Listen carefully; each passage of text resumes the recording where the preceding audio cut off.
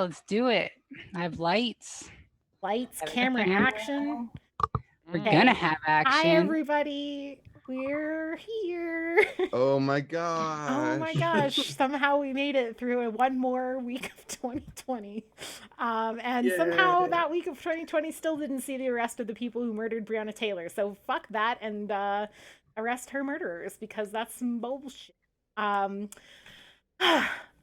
so we also wanted to say that we know there is so much going on with Twitch and um, streaming services in general, and allegations of sexual assault and harassment, and the platform being used for pedophiles grooming underage girls, and that's all also a bunch of bullshit. And I don't represent Helpful Goat. They're just nice enough to let me stream on their channel, but I feel pretty confident in saying that both these players, this group, and Helpful Goat, we stand by victims and survivors of sexual harassment, sexual assault of all genders. We believe you, and we think that platforms like Twitch and Twitter should be doing a whole lot more to penalize and hold accountable the people perpetrating these acts. So I just want to kind of put that out there from the Spire crew to all of you. We believe you. We're standing behind you. We're doing what we can to support you. And yes.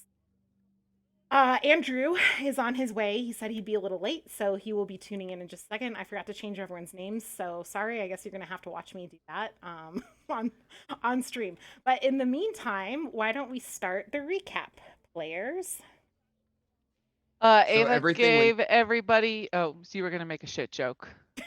I'm sorry I interrupted. I said, so everything turned to shit. And Yeah, I'm not gonna lie. I think I went almost a week forgetting Kelby did that. So now it's dawning on you. you. A thing that happened. So great, cool. Kelby needed this recap. So the lady face name I can't remember. Merely. Yeah. She came with some guards, and Minrai was not all about that. So she put in so much laxatives. I only used a third of our supplies, or 2/3, one of the two. Which we so were much. Only one person died. Just a third of that. And one person drank 2 servings and straight up shit themselves to death. And then to try and convince Marilee that he was working with her and on her side, Kelby drank some and then shit himself, but she didn't notice, so that was great. He got them stealthy shits. And then stealthy shits. Yep. They're the stealth squirts. Thanks for that visual. Anytime. And audible. Yeah, it really engaged the senses. And was that it? No. Well, I tried poorly. I tried poorly to get Marilee to be intimidated by me, and it didn't work, and I had a lot of reputation stress from that. And then we're trying to somehow get Kelby down to Marguerite so she can heal his shits. Yeah. Yes. So that he can go with us up Spire. And then because otherwise we're fucked. And then the plan is then to have Minrai learn about magically sealing the cracks in our basement. And I'm gonna go talk to Nezade and make sure they are okay at their house and come to the meeting. Yeah, they're definitely at their house. They're safe. All 100%. All is okay with Neza. It's gonna be fine. Over the table. Didn't you dream about Nezade being stabbed to death or some shit? No. The dream that I had was so when Neza was shot, they were shot in the shoulder. My dream was I was shot in the same spot. And that was from this saying hey, maybe don't do what you're doing here, kiddo. But you didn't do that. It was a man with a gun. Right. That you can only protest so much. Yeah, I'd like to talk about this.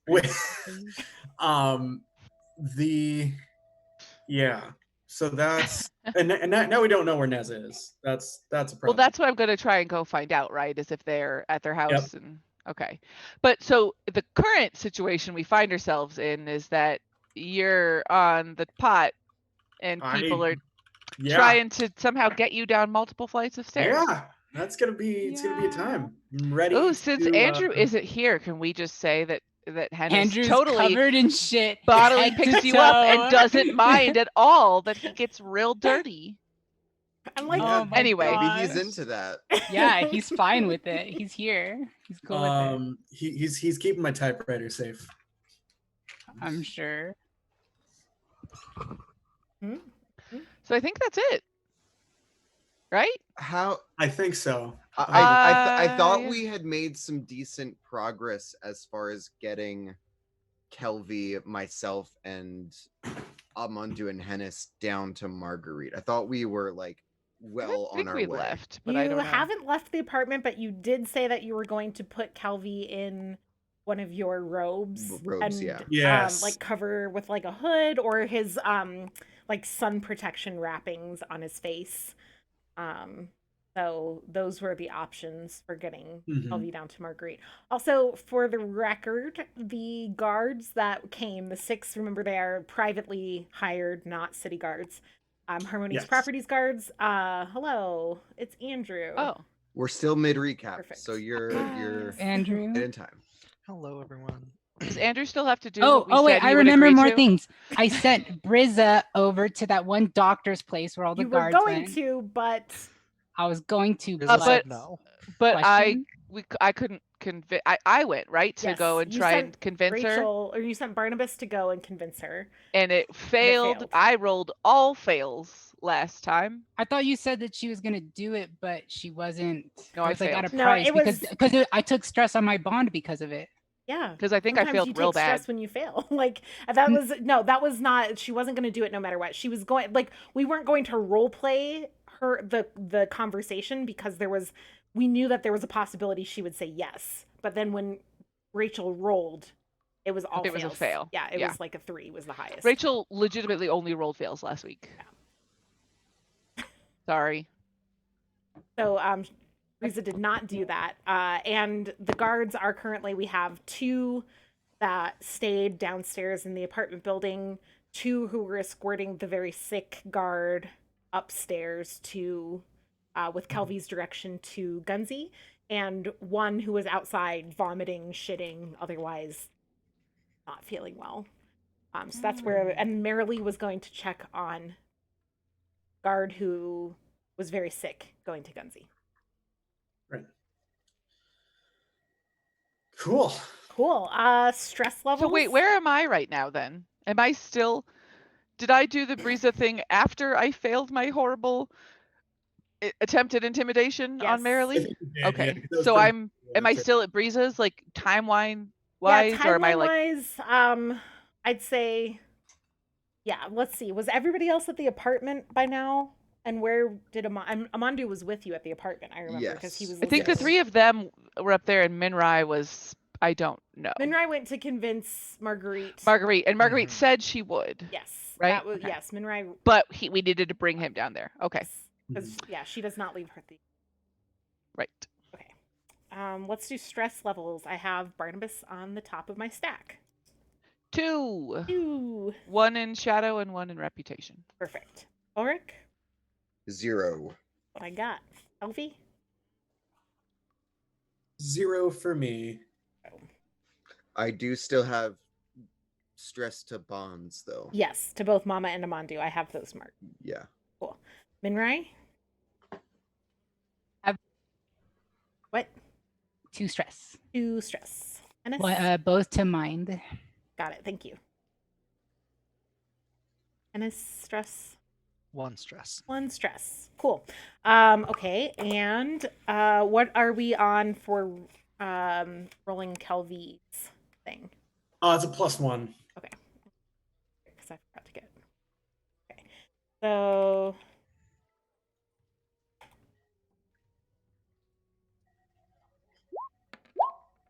That's definitely. You can roll. You can roll the D10 to see what you get. Wait, is that a failure? Does he have to roll under? No, Or higher. Under 10. You have to roll a 10. Yeah, it's a 10 or above. 10 or higher gets you consequence. And then like every decision I don't get something, you add 1 to it. Oh, I didn't know it was 10 or higher. Okay. Yeah. So if she rolled a 9 there, I also would have had to. Gotcha. Would have done it. Yeah. Yeah. Getting closer to this. And then I roll D10 now, right? Yeah, you roll a D10. Cool. 3. 3. Skin vibration. You can talk to others by touching your skin to theirs and delivering minute, precise vibrations through transparent prehensile hairs. If they're also a vis carrier, you can have a normal conversation in a matter of seconds. If they're not, you can only use words of a single syllable, and it takes place at a normal pace, and they can't respond. That's so weird. So while Hennis is carrying you downwards, your skin is just continually vibrating all over him, and it's just going shit.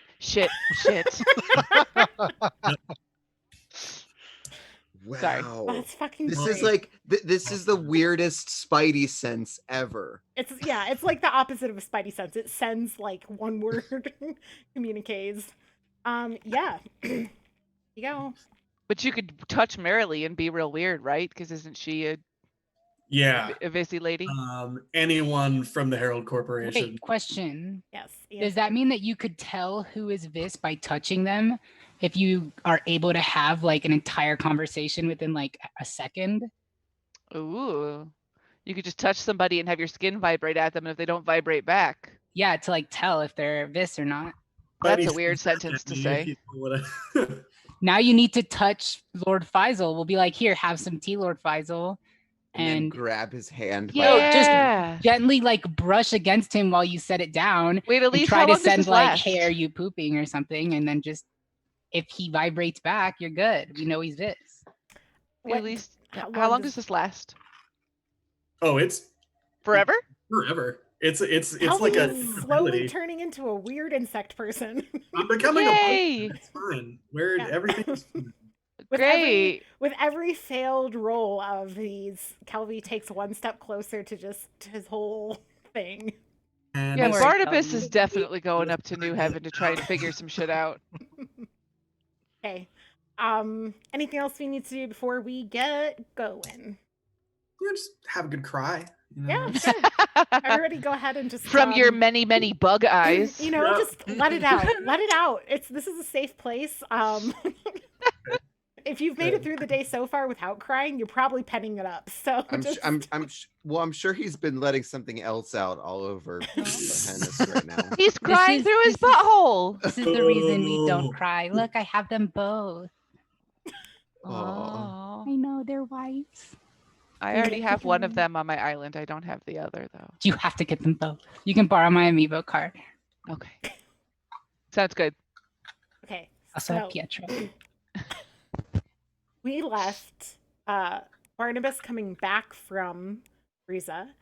Kelvy, Hennis, Amandu, Ulrich upstairs in the apartment working on a plan to get Kelvy to Marguerite.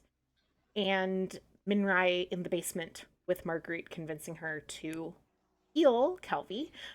Where I had a question. It has left. I had a question. Go does for anyone it. remember what we decided last time Kelvy could wear? Like there was some kind cloak. A diaper? No, it was like a cloak. It's or a like combination. Cloak diaper. Yeah, it's gonna be a combination of the cloak and then the like facial wrappings that you would wear if you were gonna go Oh yeah. outside. So hopefully I'll be okay.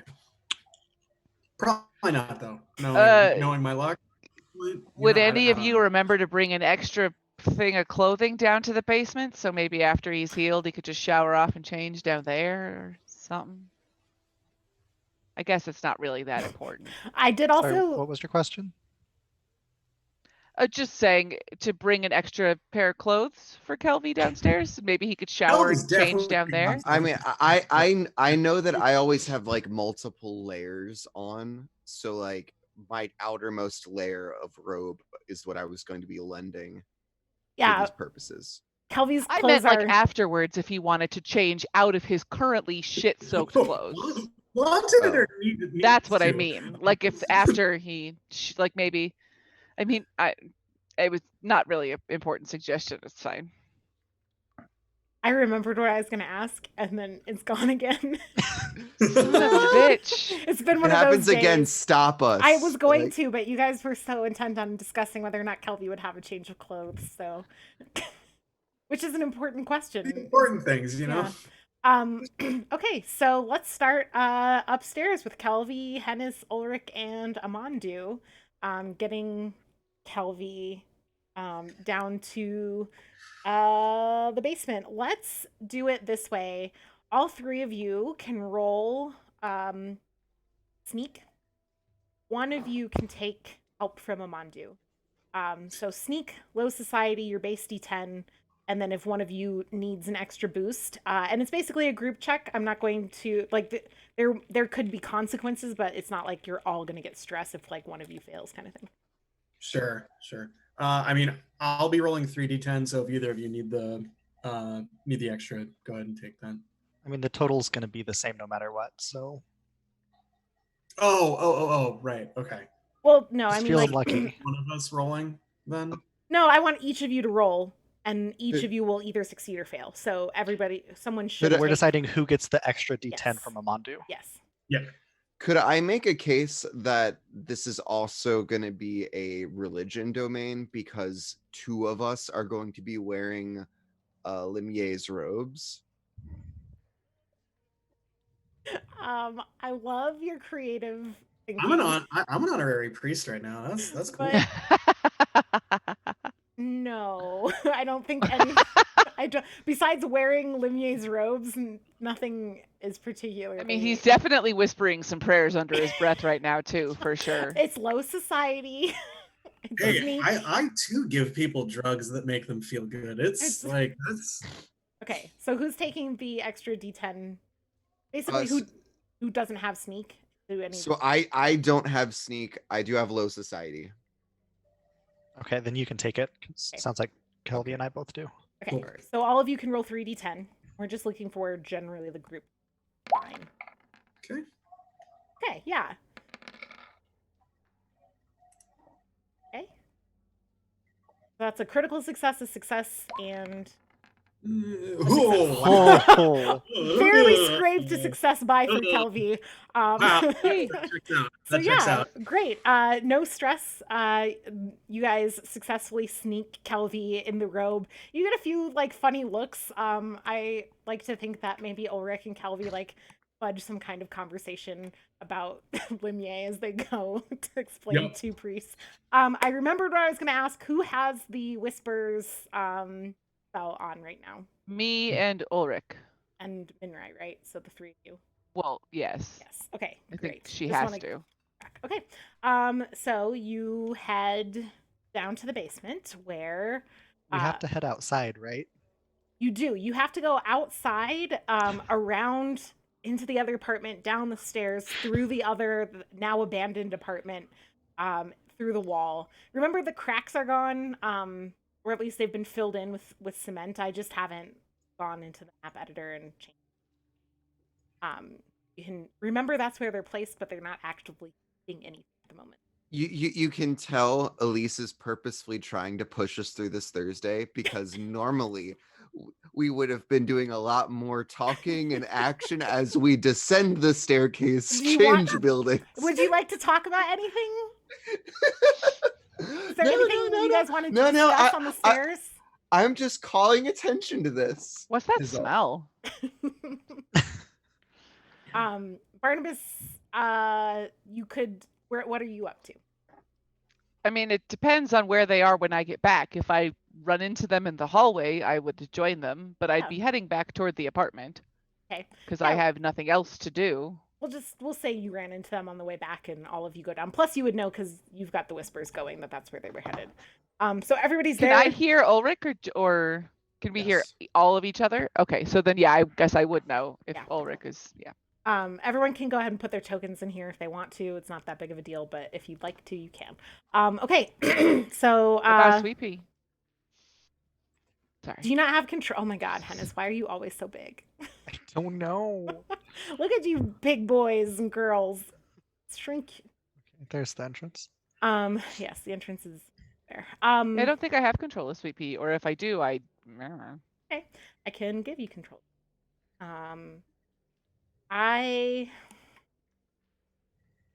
So what day is today? Thursday? Thursday. Okay. All around Thursday.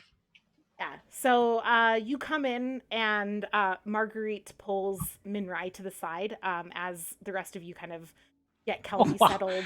That is quite smelly, I tell you. It's good. I did good with tea. Guard is probably dead. I don't know. Might be shitting brains out though.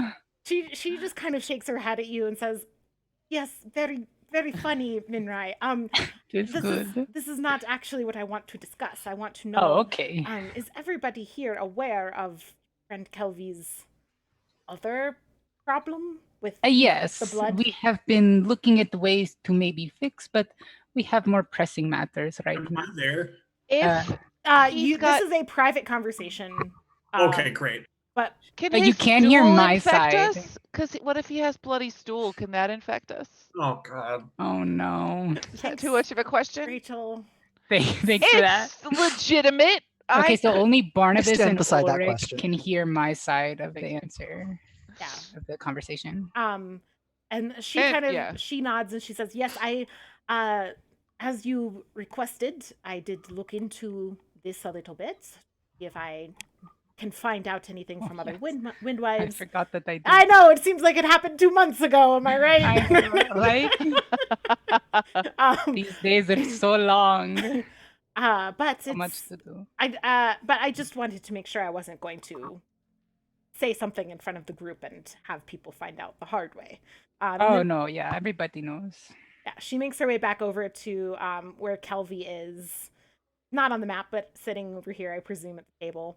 And keep my distance. Okay, and she starts going through the process of healing you, and as she does, she says, "Kelvy, Minrai tells me of problem with your blood." Wait, is Amandu with us? Did he come down? Oh shit, Amandu doesn't know, does he? No, Amandu doesn't. Well, Amandu, okay. Well, I didn't know who was there, right? He is here. Do I see Amandu? Yeah, he would have come with the groups. Okay, well then I probably would have sent him away, right? I would have been like, "Hey, can you watch the door?" Because when I said everybody knew, I didn't realize Amandu was Yeah, that's fair. That is totally fair. Okay. Yeah, we can say that you left him to kind of guard the door in the other room. Awesome. So yeah, that's fine. Totally fair. I'm sure he's not eager to be in the same cramped basement as somebody who's like currently dying. Kelvia, I don't know any way to heal you, but that's unfortunate, but okay. I know of people trying to do this, and it is possible we could slow the process, perhaps. It would take effort, time. You would have to come here many days, but it is something I think we can experiment with, if you want. Can you stop the dreams too, or is that a no-go? I don't know what the effect will be for your day-to-day, Kelvy. It's possible. Man, I'm willing to do anything. I mean, I'm getting weirder by the day here. I think like 3 days have passed, and I'm changing. I don't know how many days I got left. Week's end, I'll be a full-on bug. I don't want that. We don't want that either, Kelvy. Good. Yeah, it would be cool to see, but not very convenient. If I become a bug, I need somebody to like that. That's good. That's good publicity. You put that in the moonbeam and have people read it, please. Oh my gosh, here I thought you were going to ask us to kill you. I'll do it. I mean, I have no problem if you No, become no, bug. no. Hennis is gonna kill me. I need somebody else to write. Oh, Do you wonderful. have someone to take over the Moonbeam if this happens? No, I don't. Let's not skip ahead. We've got Yeah, Kelvy's not dead yet. Jeez, I mean, You're- I've got there's priests up at New Heaven that are also working on this, so let's not. Marguerite is interested be in that. hasty. She turns to you and says, in New Heaven, you have some of, and she kind of gestures at you and Sweet Pea, yours also looking into this. Well, yeah, I sent some samples up. Was it yesterday? Yeah, yesterday. So hard to know. Long day. I sent some samples up yesterday, and my plan is to go and check today and kind of. It's twofold to find out more about ghouls and king teeth and what's going on with that, and also to find out what we can do about the vis, because that's also not really great for my people. No, it's not good for any of our people, I think. Not the drow in all of Spire. And for this reason, I think perhaps, Barnabas, it would be good if you could tell me, and I can tell you, what my group finds out, what your group finds out. I think this is an interest we share. Yeah. Cooperation. Unless there's anything that Charnel tells me I'm not supposed to share, I'm happy to share everything. Piety is something I respect. Yes, Kelvy. Yeah. So what I'm getting here is I'm gonna be like a lab rat. Like a like a lab rat, like an experiment. A bug. Better than an insect. Yeah, better than a bug, right? I mean, it's getting. Gonna be okay. I'm having a hard day, all right. I know. Marguerite, for the sake of not having to dive further into Kelvy's arachnophobia, let's cut to brass tacks here. They're not insects. Yeah, we're not insects. That's kind of speciest, please. Sorry. Science facts. Rye's gonna offendedly crawl up the wall. Just... How could you? Anyway, let's cut to brass tacks here, and I need to know, how is the clutch doing? Have we recovered our losses? I've had a shit day so far, and I could really go for some good news. Ulrich. No. She pats you on the shoulder. And by the way, Kelvy, your gut is feeling much better. You feel strange, like you have very powerful healing magic kind of working its way through your system, but you are no longer spewing shit out of your butt, so that's nice. And in general, like your stomach digestive tract is feeling much less unsettled. And she's kind of leaves you now to like finish healing and turns to Rick and kind of pats Rick on the shoulder and says, Rick, your concern is noted and good. The clutch is doing well today. We have new parrots bringing eggs.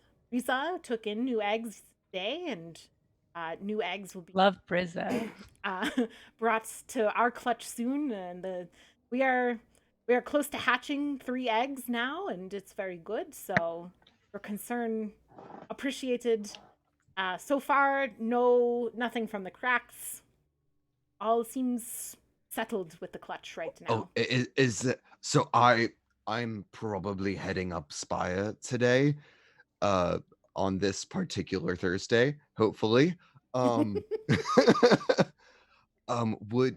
Is there anything that you might need for the clutch from up? I am sure you're self-sustained down here, but if there's anything I can do while I'm up there. She takes you to the doorway into the basement over here, and kind of pats you on the shoulder again and says, Rick, if you wish to give your goddess's blessing, our goddess's blessing over this clutch, however you see fit, please bless them. Also blood. We'll worry about Minrai. We have enough blood. We'll worry about blood. Do we? Moisture though, and she like points at you and points into the thing and it's like the moisture levels. The moisture level. Okay, I'll go.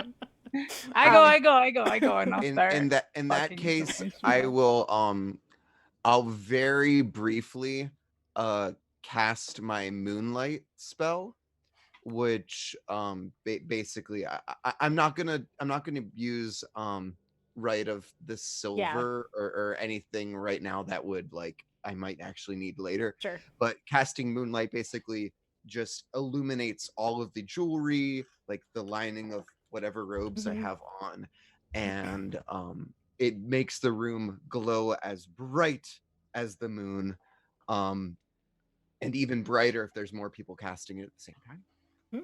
And I wish I had like a prayer written out in advance. I would very happily read a prayer in Lamia's voice, but suffice it to say that happens. Yeah. And I guess I would feel a little calmer knowing that I had done this good deed of offering a blessing. But I don't know if that's like satiated my phobia of some bad happening to the clutch, but it's definitely done something. Yeah, I think that makes a lot of sense. And honestly, like the moonlight and over the eggs, like is just a really beautiful sight. And I think that for in general, like the drow eggs react very well to moonlight. And there's not a lot of natural light in this in Derelictus at all. The eggs up Spire get to be bathed in actual moonlight, and so this is kind of the only exposure outside of Marguerite's magic that would. Aww. So it's very nice. Yeah, I think it's a really nice thing. And yeah, Kelvy, you are now yes. I just remembered something. Okay. When do you have to roll Fallout? Whenever you take stress. Then I need you to roll Fallout for me because every time I roll, I take stress, and I rolled sneak everything. You sure did. You take stress every time you roll? I'm bleeding. It was a Fallout, and it's still. What does that put you at for stress now? 2? 2 total. I would have to roll a 1 for you to take stress here. Please or for you to take Fallout. Okay. Okay. It's a 9. And as you kind of like wince and notice the blood again, Marguerite looks over at you and says, "Ugh, boys," and she tells you to sit down, and she comes over and heals up your bleeding, so you can now take that Fallout off of your Thank you. Thank you. Yes, take care of yourselves and take care of Minrai. I need her for the moisture levels, you know. Drow humidifier. Okay. Anything else here? Amandu kind of pokes his head through at this point and says, "We close to finishing up. It's getting everybody. You good?" He points at Kelvy, kind of like gives you like a good. I give him like the healthiest thumbs up I can give him now. Cool. Anything else? Yeah, you want to do before you head out from here? Shower and change. Yeah. Yeah. Okay. Thanks, Minrai. I assume that's you. What? That's an Ava's favorite pastime. What are we doing? Okay. So you head back up to the apartment. I presume a few of you stayed down on the street level so as to not draw huge amounts of attention. So who all is going up to the apartment? Obviously, Kelvy. I abstain. I do not want to go. I'm staying down as well. Okay. Yeah.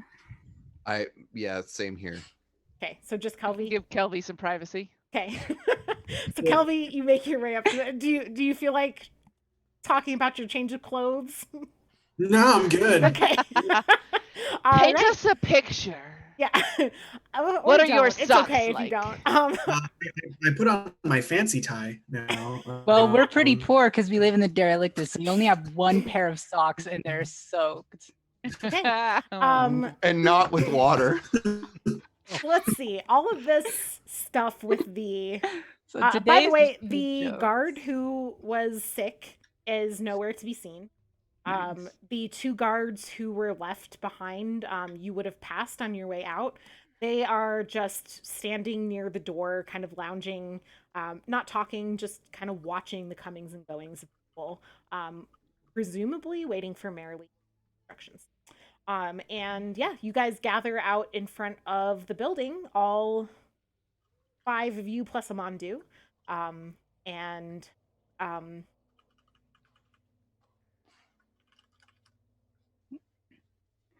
Well, I suppose it's time. Wait, no, that's a different character. What was I? Minrai? It's Well, I suppose it is time yeah. that we go, yes? And we're heading up to the library, right? Yeah. Are you sure you feel up for this, Kelvy? It is quite a lot to put on you after such a rough morning. You really did slam that tea back. I did. You did. For the clutch, you know? For the clutch. I am proud of you. Okay, so we go up Spire to library, learn to fill cracks, meet with Lord Farquaad. That is your deal. I do not know what to do there. And then I will follow Barnabas to New Haven. Yeah, I'm not really the library type. I understand this. It is difficult working there, but there is lots of knowledge. But Barnabas, you seem like such a learned person. It is only old age. Do not let him fool you. It's all street smarts. Ah, This right. is true. And the cute pet. Aren't you, sweet pea? Oh, you little baby. Okay, so She licks your hand. making your way to Hennis's contact. Downtown. I was gonna say the same Making thing. her way Ava. uptown. Making your way Yeah. uptown. Yeah. So I would be leaving at a different point in Spire, right? Yes. I'm assuming to go to Nez's You would house. be getting off in the gardens, yes. Yeah, I would. Thanks. Quick question regarding skin vibration. Yes. Do I communicate like only single syllables, like in single syllables, or is okay? Yes. You can send a single syllable to a non-vis person by like at a time, I presume. It's just very awkward and like doesn't sustain very long is what I'm like the vibrations can only go so far. But with a vis person you can have a whole conversation. Sure. Okay, cool. So who's going with me to Faisal? I need to be there eventually. Yeah, I think the library group is meeting up with you guys either when you get there or right after. Yeah. Okay. So am I talking to him like before you get there? Or am I supposed to? You want me to talk him up so that when you guys come, like baby. I think it might. Well, actually, table talk moment. Question. Doesn't Minrai have the ability to like immediately locate whatever it is she's looking for in the library? No. Okay. I do have an ability called the where is it? The Web of the Mistress, which allows me to gain immediate awareness of everything in the vicinity for an area about the size of a large building, even if you can't see or hear it directly. And it remains in effect until I move or am moved more than one step away from my current position. So I can take a half step, or maybe even 3/4 of a step. So by that, I guess it would be too much of an awareness for you to know the subject matter of every single book in your immediate vicinity in the library. You know that there are books. Yeah. Yeah. And in relation to when Minrai, when you tried to find out if you knew in your academia domain already, what you remembered was that you know the book. Yeah, the books, the kind of location in the library where this stuff is discussed. You remember reading something about it kind of vaguely, and so I think it's certainly the case that Minrai has an idea of where to start and where to look to find this information. She's not starting from scratch. I have a whole plan for when I get into the library. It's going to be amazing. Probably. Unless it's terrible. As happens. Well, yeah, I mean. Yeah, I guess I kind of don't necessarily feel like it makes sense to head up Spire until we have Minrai further up Spire until we have Minrai back with us. Well, okay, so here's where do we know where the meeting is happening? Amandu pipes up. I mean, I can get you into Faisal's estate, no problem. That's kind of my role in all this. So. And it's not like we really have like an appointment set up. We're gonna walk in and hope he's one around, and then two, he's willing to talk to us. Yeah. I mean, I know how to get us in. I know who to talk to. But the talking is up to y'all. And in canon, Amandu says y'all. Yeah, let's go. Amandu is a secret Texan. Love it. Just like Elise. I don't know how to proceed about this. I mean, if you want, I could, butter the guy up with some very quaint fireside chatting. And I could say, I want to introduce him to a couple of some derelictian citizens. That you did write that article, yes? Oh yeah, about him. Does that make you? So I can go in there. I can really talk him up. That I'm the president of his fan club. There are many problems. And one, I will degrade myself to no end, but I will do it. Well, one, we do not know what he is doing this for. If he does not care about the reputation, then maybe he does not love you. Two, how will I get into his state if you are already inside? I cannot just walk in, I do not think. Correct, Amandu? I may be able to take care of that. Okay. Well, see, there you go. Well, then perhaps you make meeting and we will join near end under guise of what? I still know. I mean, like, I left my durance like 4 months ago, so I still know a lot of the drow servants in the household, unless everybody's durance just magically ended in the last 4 months. So I think I could probably also, like, you guys go into the east gate, I can have, my friend, like, looking for you. Something like that. Yeah. Yeah, that'd be good. And then sounds like a good idea. Or worst comes to worst, and you guys can't get in. You're my ride. Like oh my Rachel, you're not. I was asked by the chat to show Toby. Okay. Now I'm stopping. Give the people what they want. I'm sorry. Love your cat forever. Keep talking, Kelvy. I'm sorry. No, you're good. You're good. This is a cat stream now. Video bigger. No idea where I was going with any of this now. She's your ride. Yes. Yeah. So like, yeah. I can be like, oh, hey, I got people outside. They're waiting to take me back. You want to come meet them? You want to? Hey, Faisal, my friend. I don't know. I love how sleazy Kelvy is. I mean, you have to understand, like, Faisal doesn't just take meetings with people often and doesn't have all the time in the world. It might be that we get there and we spend as much time as it takes Minrai to find a book in the library to just waiting. Yeah. Like, we don't actually know how much time you'll have to kill.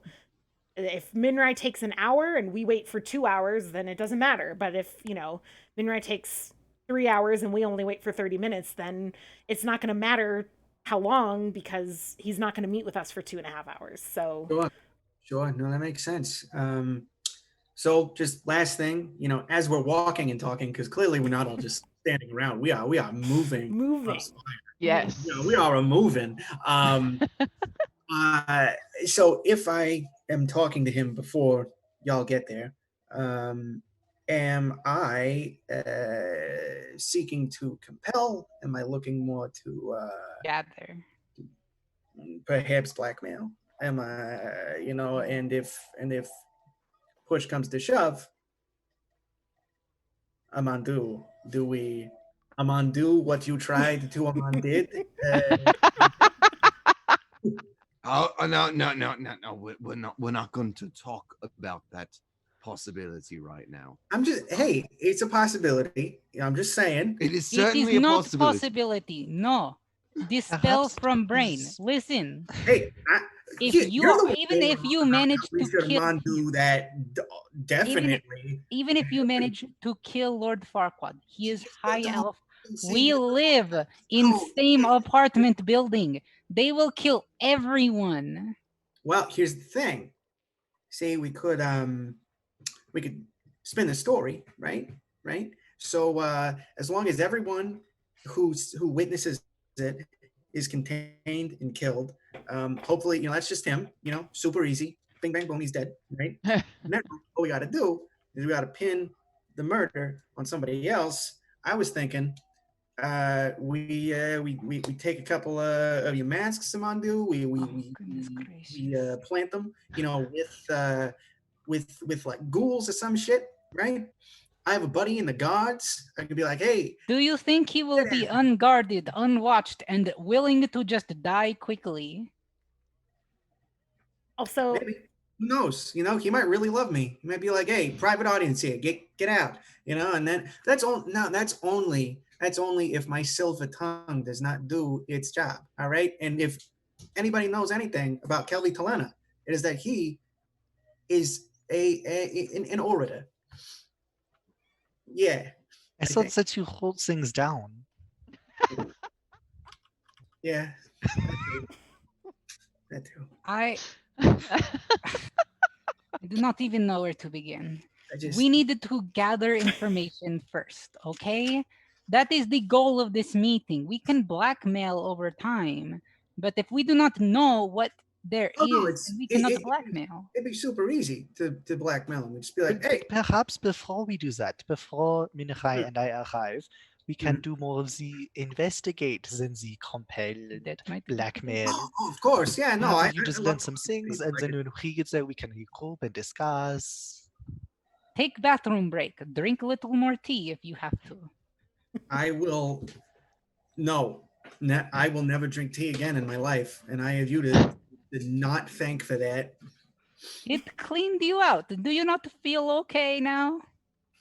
All you right. are definitely. You've arrived now at where Hennis, your contacts among the Gutterkin are. So you are entering into. Right before we get there to that point, I want to offer an idea. All right, I think I might have something of a middle ground here. What if, Minrai goes to the library as we had previously suggested, and then Kelvy, myself, Hennis, Amandu, we all go to Lord Faisal's building, find out when he is going to be in and taking appointments. Assuming we've got some extra time, we could sneak in there, try to learn what we can without him actually even being there, and then use that knowledge mixed with whatever Minrai might be able to benefit us with. I need Hennis with me. Okay. I was going to ask. Okay, that I think that's still okay. That's still all right. I mean, having the insider knowledge that I have, I think I can get us information from Faisal's state pretty easily. I mean, nothing's going to be easy, but I know the back routes, I know the passwords, I know, whatever. But do you think that you could get back out again afterwards? All of you? I mean, something can always go wrong. But have I sneaked in and out of that estate many times in the last 4 years? Yeah, I've done it before. I think think getting our hands on whatever we're able to from Faisal's office would be the most beneficial before we try anything personally investigative with him or compelling with him or peers at my skills sheet. No. What say you guys? Yeah, I mean, if we wanna play it safe, that's an option. I just worry that we're running out of time and we can't. I mean, it's got to be a day of that probably. How many days until destruction? Sunday, right? Sunday, yeah. So it's Thursday. So yeah, we're clock's ticking. We I got think. 4 more days, right? 3. 3 more days, Friday, right? Saturday, the rest Sunday. of Thursday, Friday, Saturday, and yeah. Sunday's So I think the goal for this would be to learn as much as we can prior to meeting him. Meet him, and then that would still be hopefully today on Thursday, this Thursday, and then we will manage the remainder of the things that we need to do to solve the cracks in our basement. Well, that yes. will be today. Assuming that I understand, I remember book, I do not remember how, but if we seal cracks, that takes care of this problem. No interest, no problem there. Only problem becomes Faisal. Right. So then all we have to do is take Friday and Saturday to deal with Faisal. Precisely. That's where I'm at. So, But but how I are we still, going I still to think convince the Harmony's properties in that group that the cracks are sealed if we do not let want them to in let them for into the basement? inspection. So Are you comfortable with letting them into the clutch like that? I think We will have them supervised, of course. Perhaps only 1 or 2 come with us. Marguerite will be there as well. We will show them basement is open. We will have to clear, but I am sure that I can get help with that. I mean, We invite her in. We your give guy him... here, and Amandu kind of points at Calvi. Apparently, a manager or whatever for them. Yeah. Can he vouch? So, thank you. Problem solved. Yeah. So I Amandu, you are so smart. I'm also, you're definitely at the Gutterkin place right now. You're just having this conversation. Like, there's Sam was like, there's like a rat person. Yeah, like there's just a rat staring at person it. sitting there being like,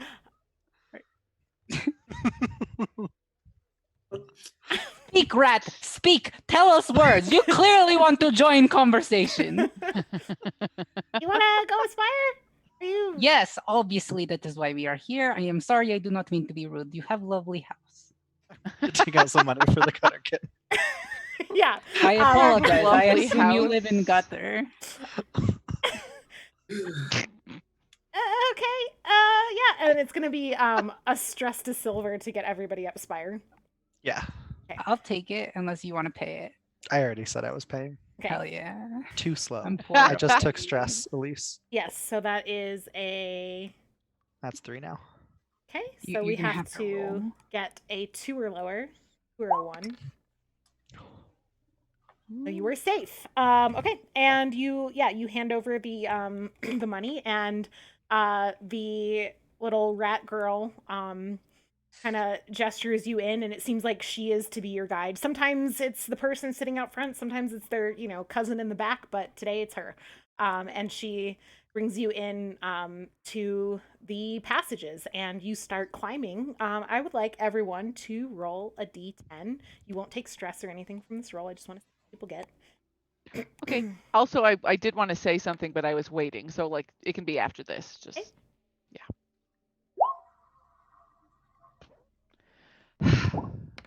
Continuing my shitty rolls. Yeah.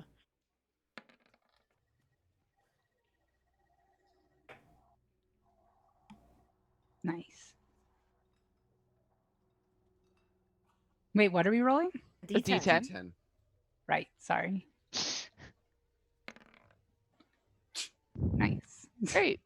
Oh, so good. I'm not the only one that fails. Yeah. Whatever this roll is. Okay. So you're going along. you can still be having this conversation. Keep in mind that you do now have your Gutterkin guide.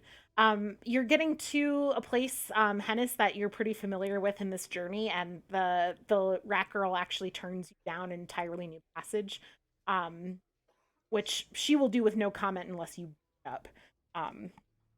And yeah, you keep going. You get to a place I don't think any of you have been, that is looks like it was a cavern of some kind that had bookshelves and things in it. It was definitely like somewhere where stuff was being stored, and all of like you're walking kind of past it. It's on the other side of the passage, and like everything inside of it is just suspended as if gravity doesn't exist in there, and like things are just kind of very slowly floating around. You see the body of a person just go by, seemingly dead. And the ratkin girl just kind of looks at it and says, "Yeah, that just appeared about a day ago." And she just keeps going. And yeah, you keep going for a little while. Yep. Is it edible? Is the body in the Yeah. thing edible? If you want to try and go in there and find out, I'm not gonna stop you. And she just kind of stops and like eagerly waits to see if you will go. I would like to at least take, like, I mean, this is like a strange sight for me to see a dead body just suspended in the air. Can I roll to investigate? Sure. Go ahead and roll. Do you start going towards that room, Ulrich? Sorry? Do you start going towards that room? Yeah. Wait, who sees this happen? Like, we all see the room, right? All of you see the room. It's very obvious. It's basically like you're walking down a path that is kind of carved out of the inner part of Spire. And most of the time it's just rock and crumbling stuff, and sometimes parts of the Vermisian, which is the transit system that collapsed and never worked. So, sometimes like in tunnels and stuff, but like right now you're kind of like in a tunnel where trains would have run, and you're on like the right side, and this is just on the left side of the tunnel, just kind of a gaping hole in the wall where like looking into this room where there's just this floating bookshelves, random stuff, and a body just kind of by. Well, Hennis was going to say something, and we always talk over him. Sorry. I'm just gonna hold out my rope to Ulrich. Perhaps if you would do this, it would make us all more comfortable if you get close to that. I will hold the other side. So I don't go flying off. All right, I like this idea. And I hold on to the rope, and I guess let me know what I'm rolling. Can I assist because I have academia? This is occult domain. I have occult as well. So occult domain, and investigate would be the skill. What about low society? No, this is not low society. Okay, so then I roll 3d10. Okay. Nice. Yeah. Nice. 8 means you take no stress. What exactly are you hoping, kind of trying to find out about this place as you investigate? And what do you do to investigate, I guess, is another question. Run in. So first of all, like I do kind of casually like I tiptoe into the space. You want to go through the hole into the... Yeah. Okay. Before you look in it, you're just going to walk into it? Sorry. Well, no, that's obviously part of what I'm doing. I want to observe and I want to get a closer look. Mm-hmm.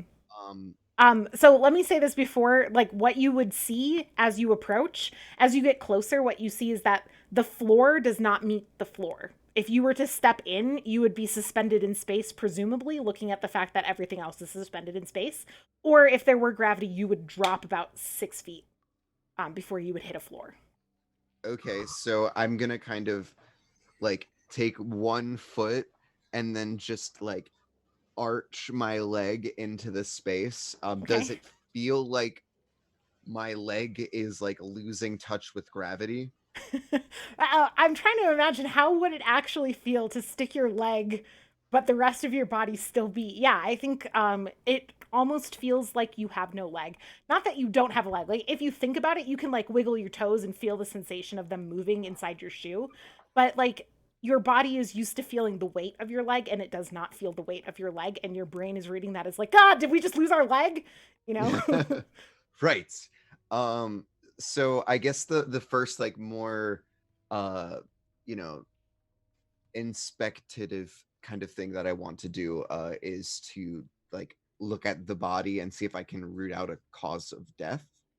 Okay. It's not close necessarily, but it's within your field of vision. And you're kind of looking over at it. First of all, it looks rather freshly dead. It doesn't look like it's not a skeleton, it's not decayed. Um, it's Can you see a cause of death? Um, with that investigation, we'll say you suspect asphyxiation. No oxygen. Based on like blue coloring Interesting. around the lips kind of thing. Then upon like seeing that before stepping in, I kind of take a deep breath. Well, I think that that's enough to like dissuade me from stepping further in. You know, the possible lack of oxygen seems horrifying. Um, but is it possible that any of the books that were perhaps on these bookshelves might be within my line of sight that I could like read what they were? Like, not actually reach out and grab Right. them because I imagine I can't. Yeah, things are moving kind of slowly through the space. You watch for a little bit and suspect that if you wanted to, you could wait a few minutes until something kind of gets within arm reach and then kind of lean in and snatch it. It would take maybe 10-15 minutes of your time to like wait to do that.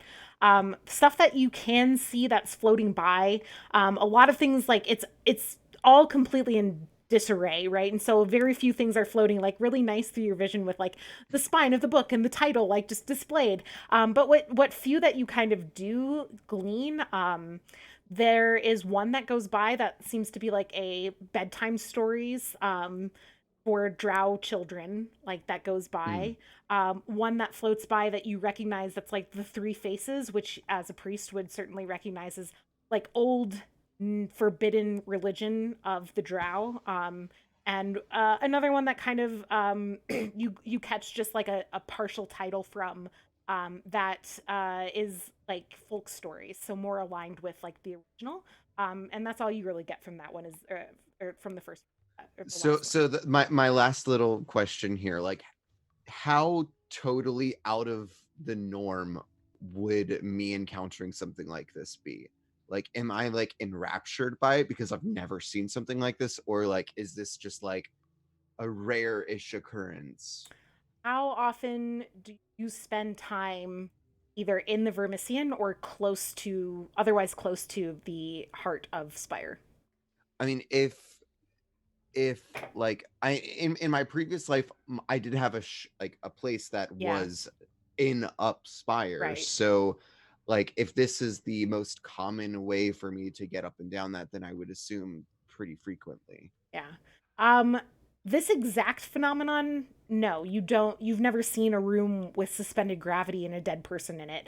But the fact that like sometimes like things just pop up that don't seem to have been there before, um, or like strange kind of magical or occult things happening in this like close to the heart of Spire, pretty normal. Okay. Yeah. Well, that's never seen anything quite like this before. But I have. Oh, interesting. The Oh, we didn't even think to ask. the lady in there seemed was a female drow, right? Sure. I don't think I specified a gender, but yep. Oh, in my brain, that's what happened. Yep. Lady drow. seems to have died of asphyxiation. Kelvy, is this like a this thing? No, just heart stuff. Sorry, I didn't say that if Amandu is around. Yeah, Amandu is definitely around, and he's Yeah. completely enraptured, like astounded. I would rephrase that. Kelvy, would you happen to know anything about this?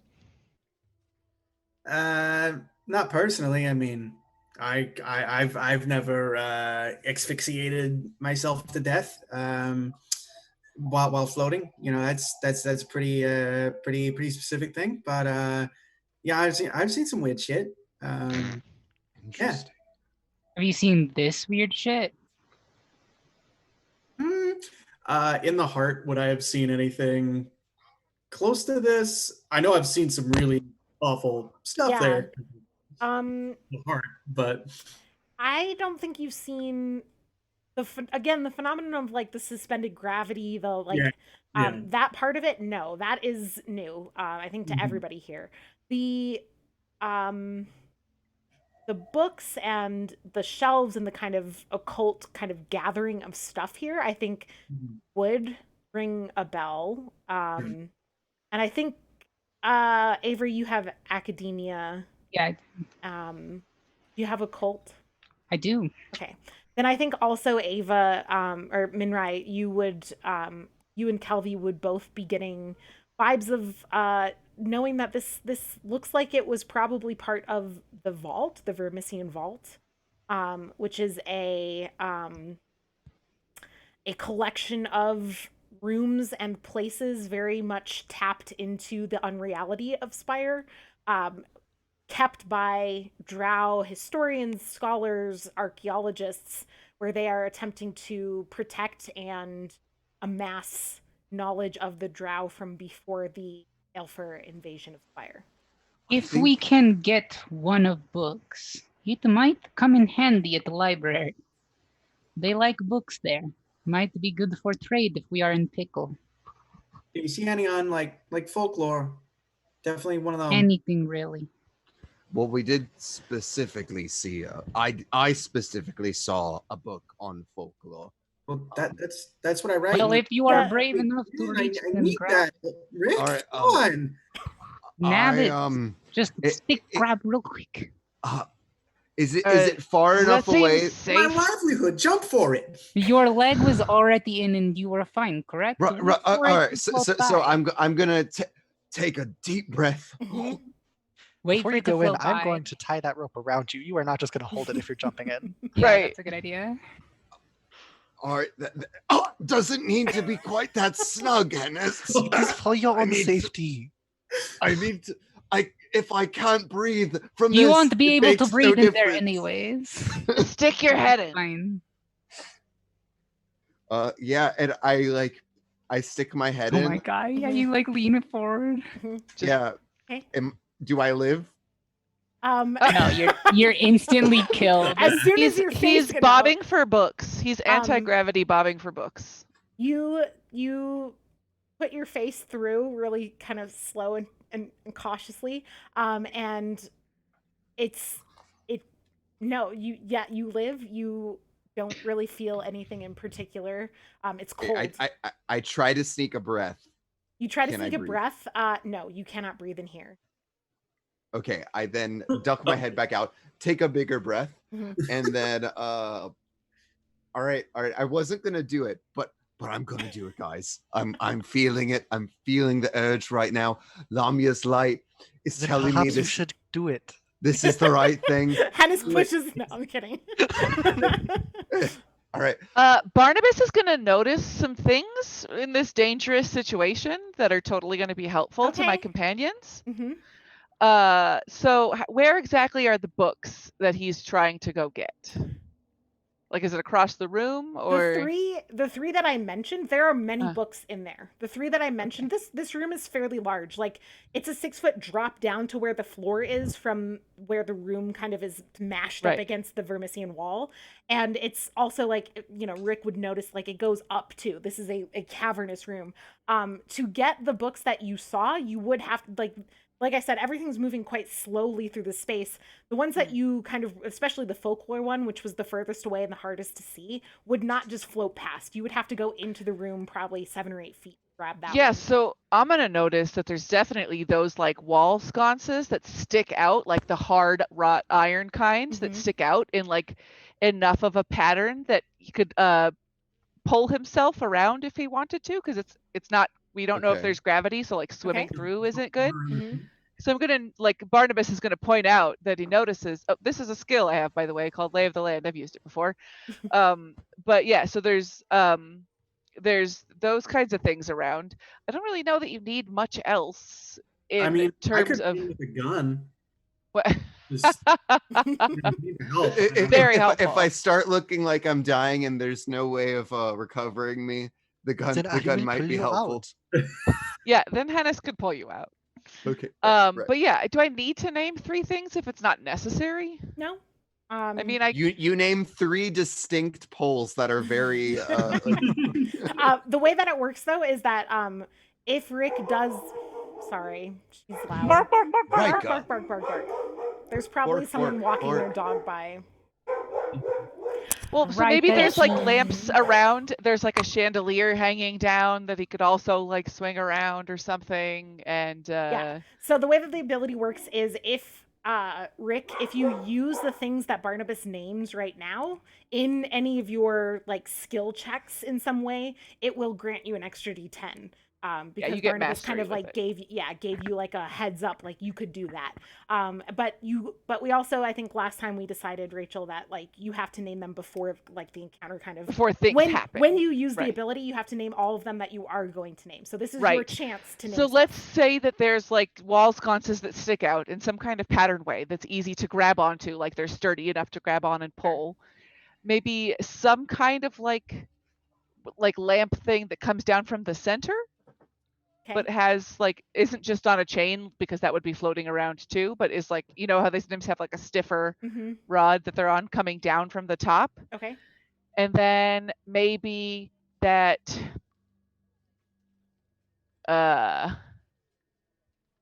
just in case weird things happen and like suddenly gravity comes back, I don't know what you're planning on doing. There's like a whole bunch of couches and other types of things that were in this fancy library. So there's also a whole bunch of pillows floating around that if gravity falls, they'll fall first down and he'll land on top of them. So Rick could attempt to use them to cushion a fall if a fall yes. happens. Okay. So those are the things that I see and point out. Cushions, a kind of central like a big pole, chandelier like, type file, lamp. Yeah. lamp, and then along the wall to like pull yourself. Bunch of sconces, yeah. All right, so a full disclosure, guys. I was not expecting to spend so much time on this, and in fact, maybe we want to come back and examine this later. No, we gotta do it now. Thursday. Your ratkin friend goes, it probably won't be there tomorrow. I don't know. That's my experience with this shit. All right. Why don't we throw you in? You can try, and she puts up her fists. She's been nice to try. We won't throw you in. I was just playing. I like your. All right. I like your spunk though. I like her spunk too, but not in a creepy way. Are you going to get this book? All right. Yes. All right. Barnabas, will you take this behind me as well, just in case? So there are 2 of us holding onto the rope. Yeah, and then like at the very end of the rope, I just have Sweet Pea like hold on to it like tug of war style. Adorable. All right. And I'm just watching. All right.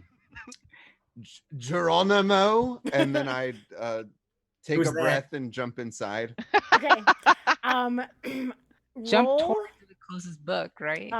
The first thing I would like you to do is roll resist.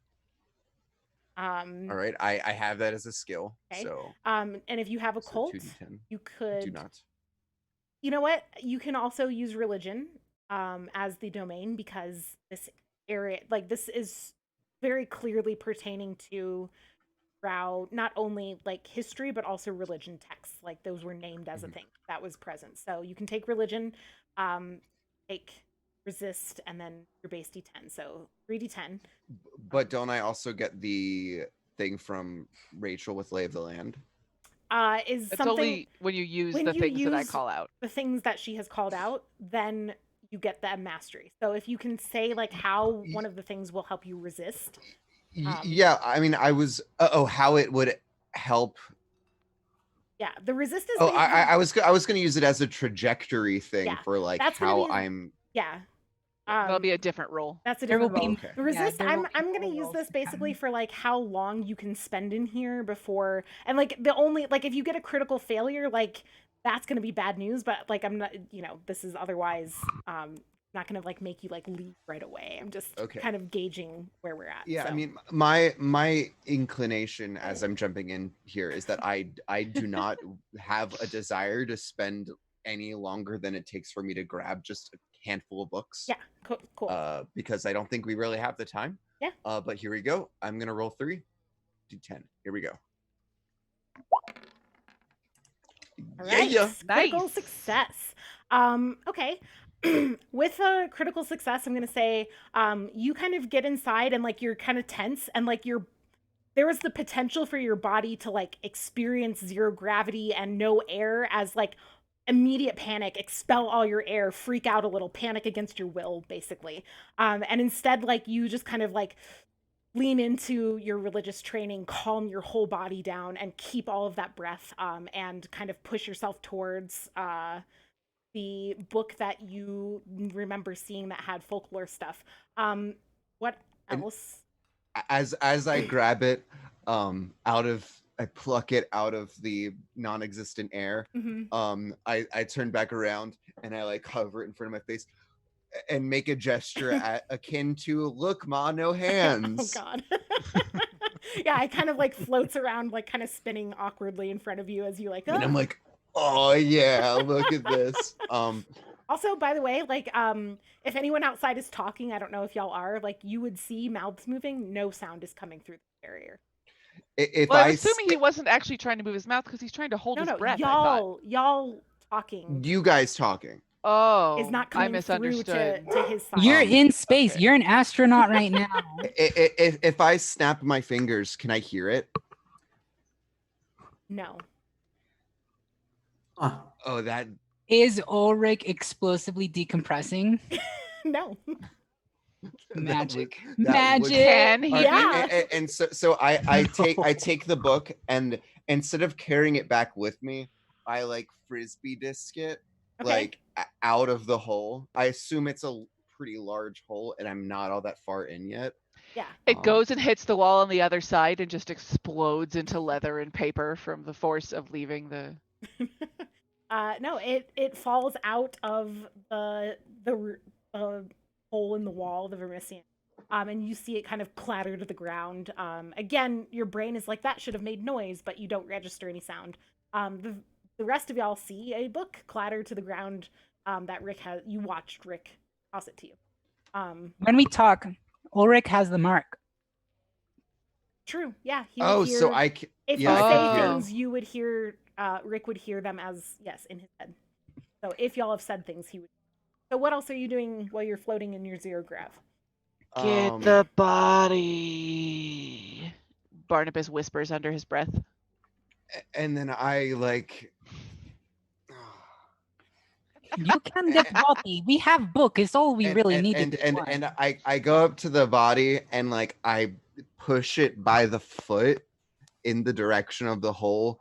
You would have to like push yourself against something, right? Because can you push something? I would need to like leverage myself to get some momentum in that direction. But my goal is to not go too far in, because on the off chance that I can't get myself back out. But you have so many And lamps to hold on to that you haven't used. How long is the rope that Hennis is holding? It's my god rope. I don't know how long it is. Okay. The real question is, why don't you just grab the body and a book and then like we yank you back, right? Like you don't have to push the body if we can just. All right. The body doesn't weigh anything, so I could just push the body. But it will weigh else something are when it you comes doing? out. Anyway, sorry.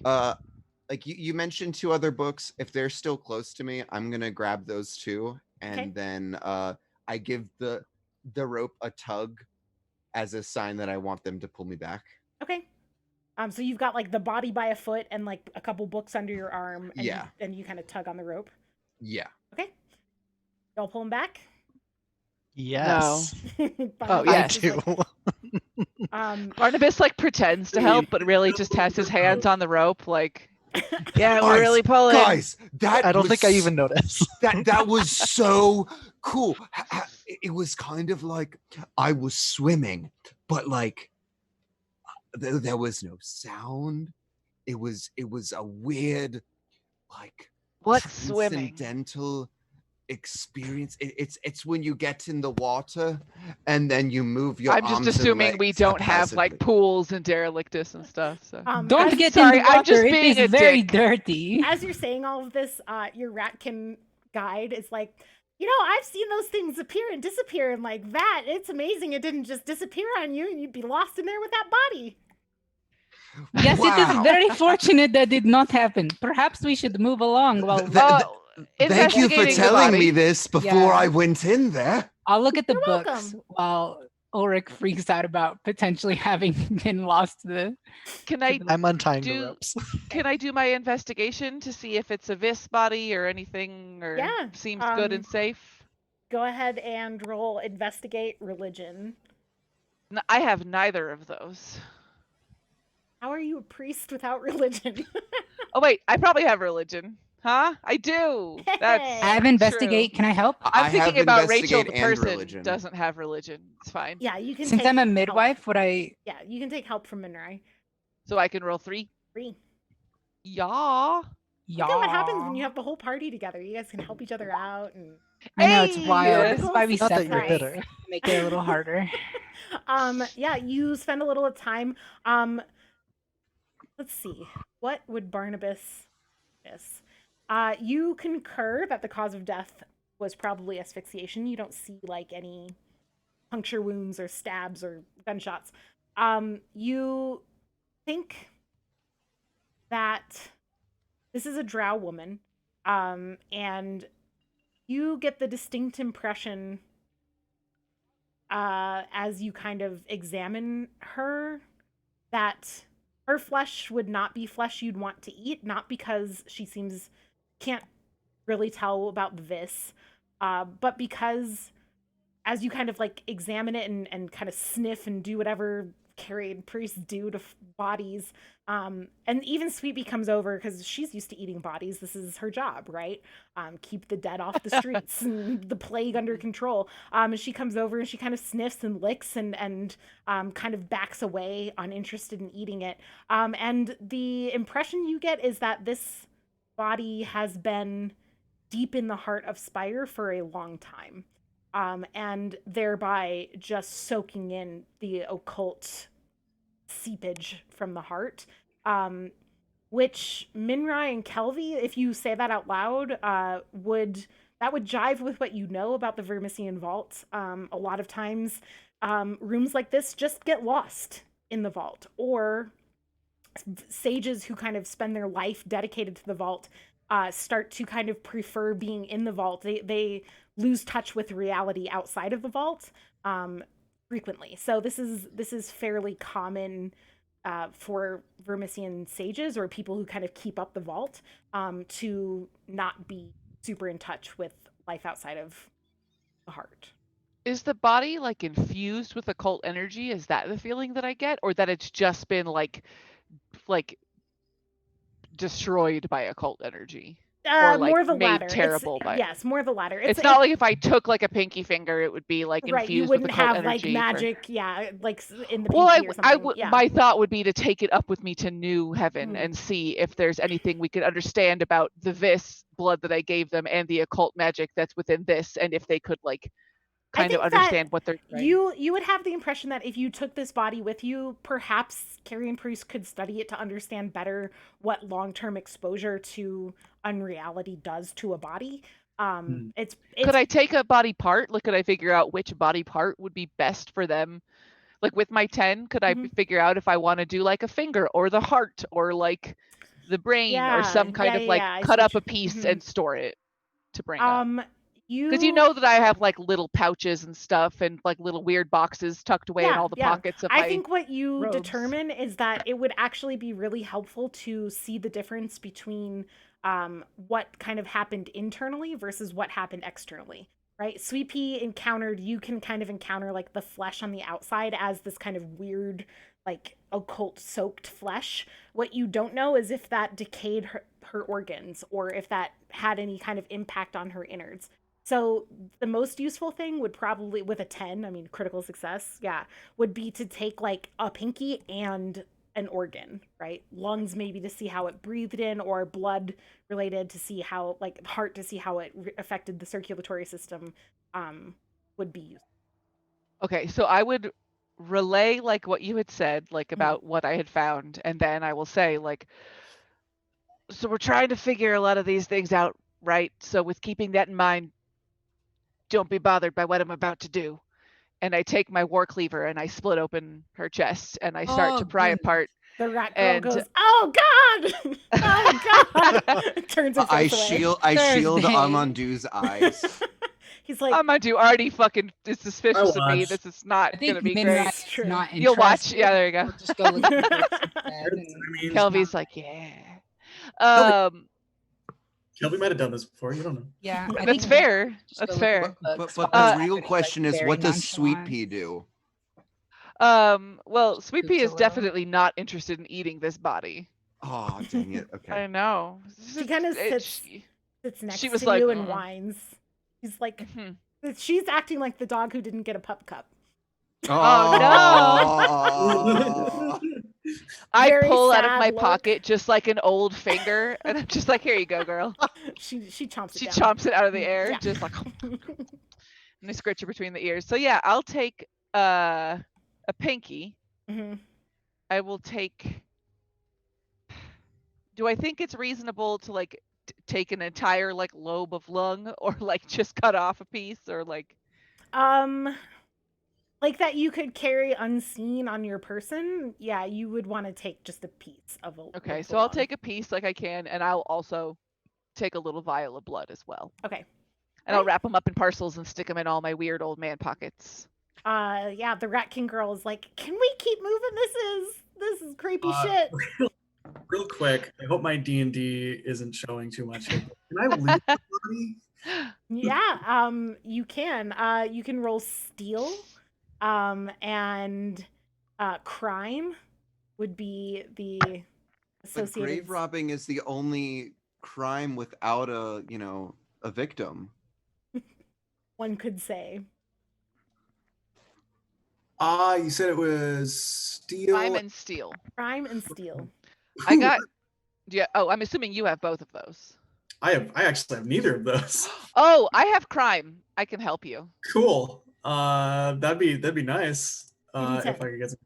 I'm the crime. So yeah, I'll have like literally like blood slick fingers, and I'll be like, all right, see if maybe. And mine's gonna be with the intention of like also seeing if I can find out a little bit about this person, but also like kind of helping Kelvy out, you know. Yeah. I'm just wondering how this would cause Kelvy stress. Like, that's not a bad point, Sam. What do you mean?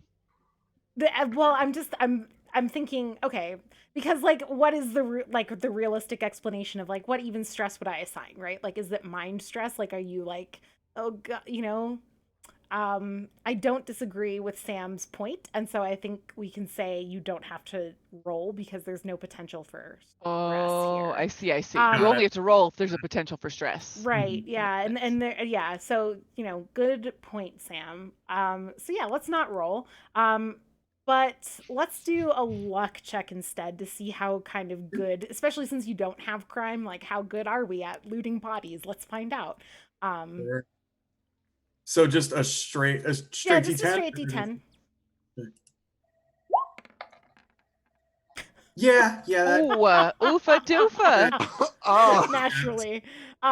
Yeah. So okay. You just find like weird, like somehow the kidneys got in her pockets and stuff, and you're just like. Yeah, you search her pockets and you do find a couple sten, which are coins, like money. It's not much, but it's buy you a meal maybe. What you find? So I'm dying of curiosity. Can I check the books?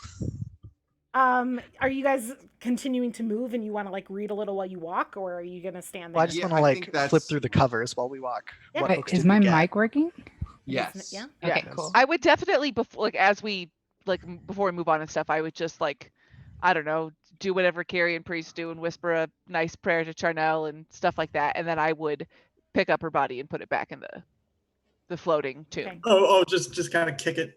We're it back. done with her. It doesn't Scoot her need to in. stay here in the Spire tunnels. So like I would be like, thanks for everything, and then just kind of roll it gently into the abyss. And I'm guessing too, like viscera and blood, probably. It's fine.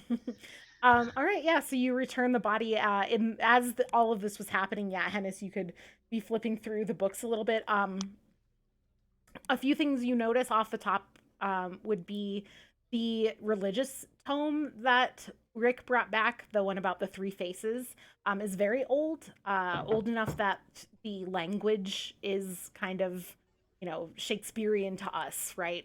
This kind of not entirely undecipherable, but Mm-hmm. takes a little bit of effort to be like, what do you, that word doesn't seem so familiar.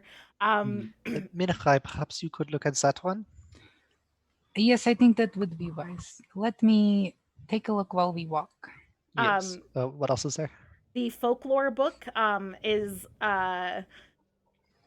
folklore of the Drow, and it specifically seems to be like kind of collected stories from like Low Spire. It doesn't call it Derelictus, but like the ground level of Spire seems to be the focus of where these stories are coming from.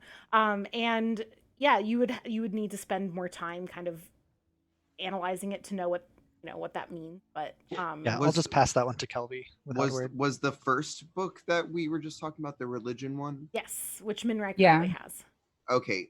Yeah, I guess after Minrai's done peering at it, I would like to take a look. I'm like face in, just like going at it.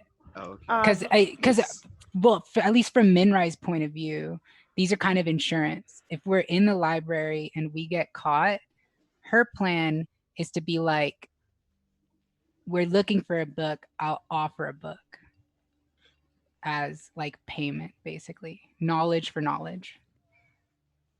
Interesting. So she wants to know what the book is first.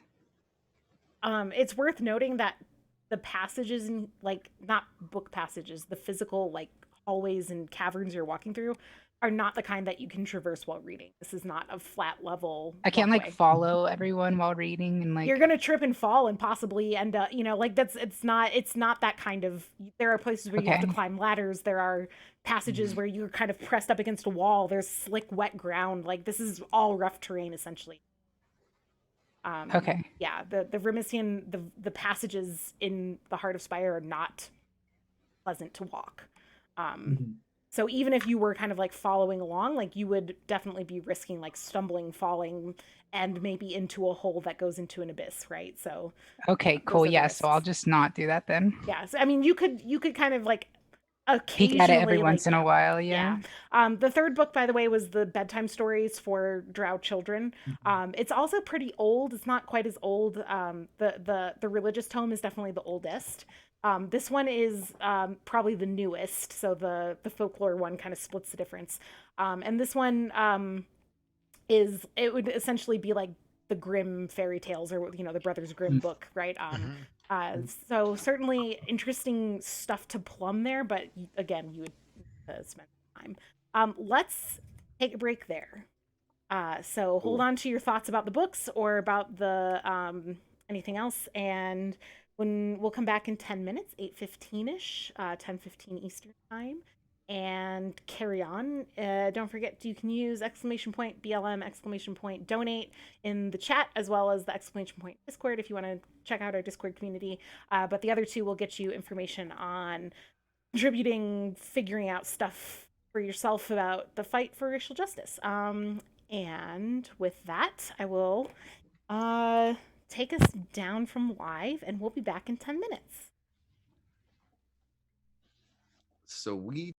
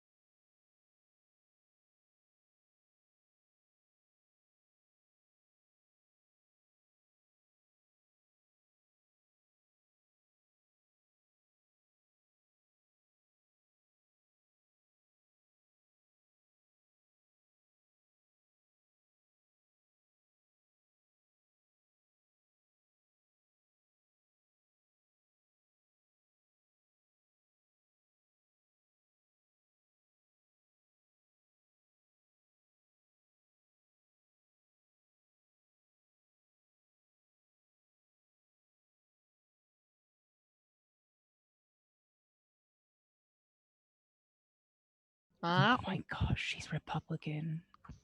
The woman you mentioned? Yeah. So I guess Hey, You told me to vote for her? I was waiting for that bomb to drop. I was looking through just all feel of it. them. I just didn't expect it.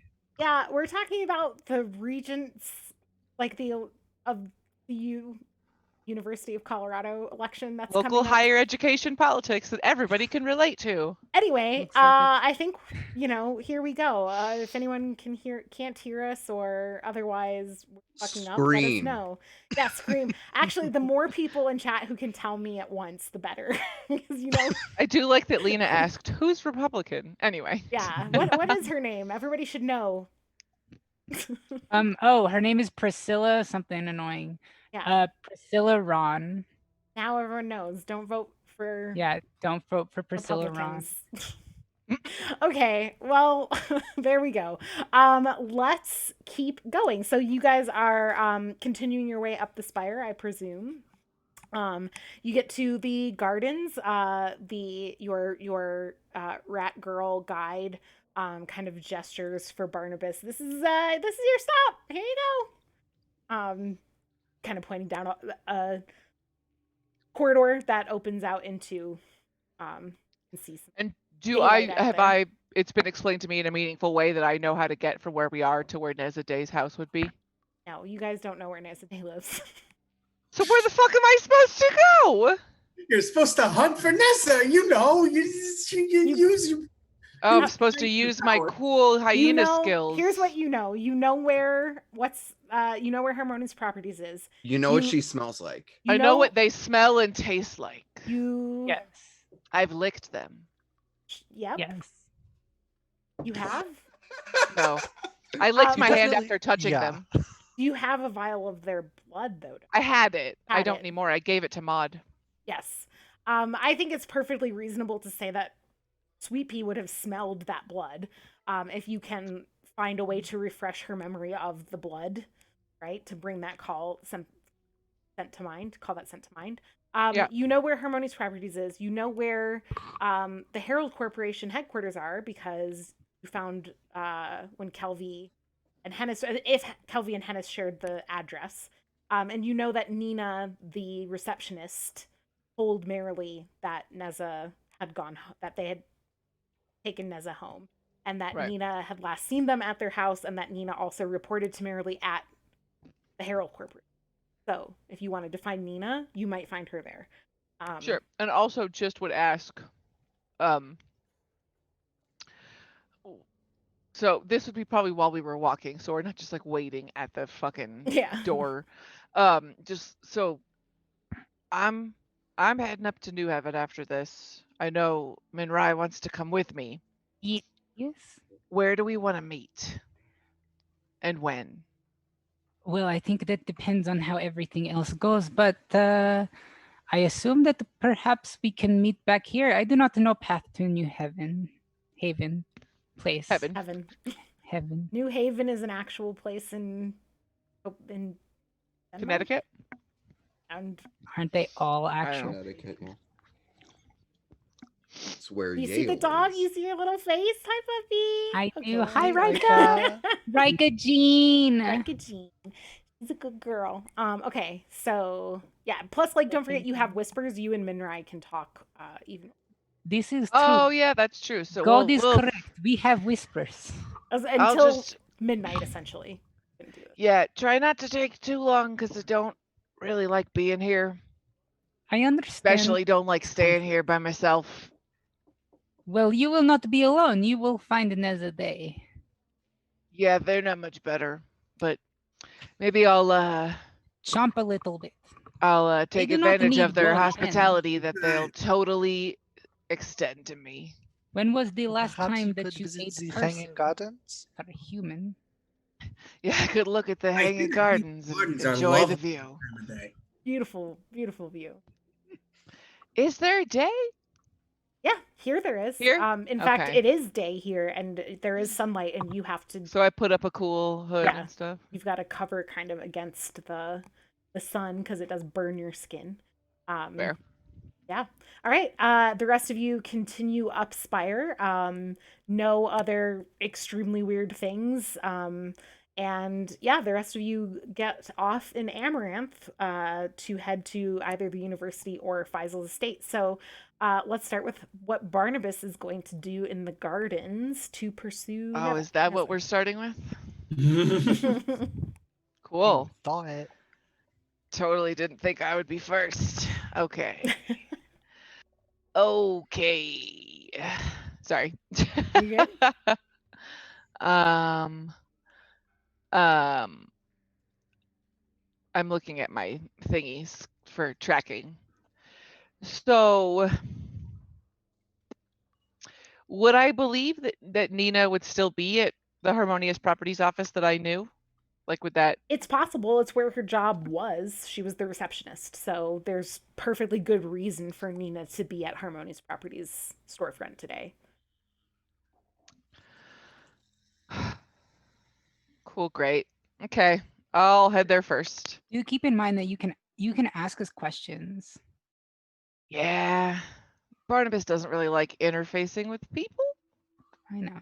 Especially people up Spire, even if they're drow. Skeeves them out. So yeah, I'm gonna go to the Harmonious Properties building. Okay. The same place we went Quite before. the adventure. What? What? Huh? Huh? Continue. All right. You find you find Nina at her desk. It's late enough in the day. She looks like she's packing up to go home, but she is still there. And she sees you come in and kind of turns and starts with a, "Oh, can I? Oh, it's you. Hello? There's not going to be another person with a gun, is there?" I mean, I no. I don't really like guns, they're No, they're scary. No. Yeah. I prefer something much more up close. Anyway, not my strength. Okay. Day happened to be around, just wanted to talk to them after, saving their life after that last time, wanted to check in, see how they're doing. I haven't seen Neza. They haven't been in. I mean, I don't know what happened. I left them at their house the other day, and then they haven't been back. Marilee came by looking for them too, but I didn't. Yeah, I spoke with her this morning. Okay. Oh, good. Mhm. Yeah, We were wondering if I don't know where Neza. And I kind of look down. And I'm like, I don't really come up Spire very often. I don't know where Nezade lives. just in the most polite way possible. She's like, "You don't say." I know it's shocking, but I want to find Neza and make sure they're okay and just check in on them after that very scary situation. And I was hoping you could help direct me to toward their house and how I can check in on them. Yeah, I can do that. I don't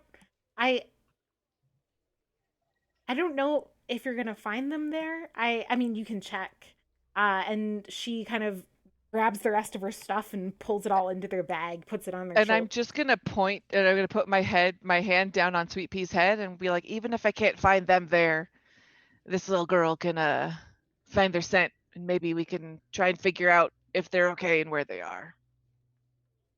Totally normal thing. Okay. And he gives like a really big toothy grin, like. Yeah. So Neza lives, and she goes out with you. Like, she was on her way out anyway. She's like, Neza lives that way. And if you go, and she gives you a series of directions. I'm not gonna be like, take a left on, because who cares? But she gives you a series of directions, easy enough to follow. There are residential districts in the gardens where, especially this part of the gardens, which is where a lot of like the business operations of food production happen. A lot of people live close to where they work here because, as you've discovered several times, it's not exactly fun or easy to travel up and down Spire all the time. And so people tend to live close to where they work. And so it's on the same level of the gardens and everything. It's just a like maybe 10-15 minute walk from here.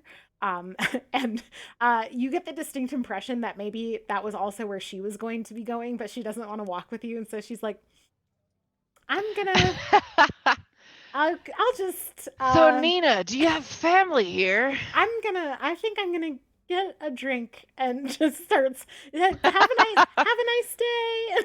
Bye. Thanks. Okay. All right. So you now know where Neza lives. You have an address. You would know where to go.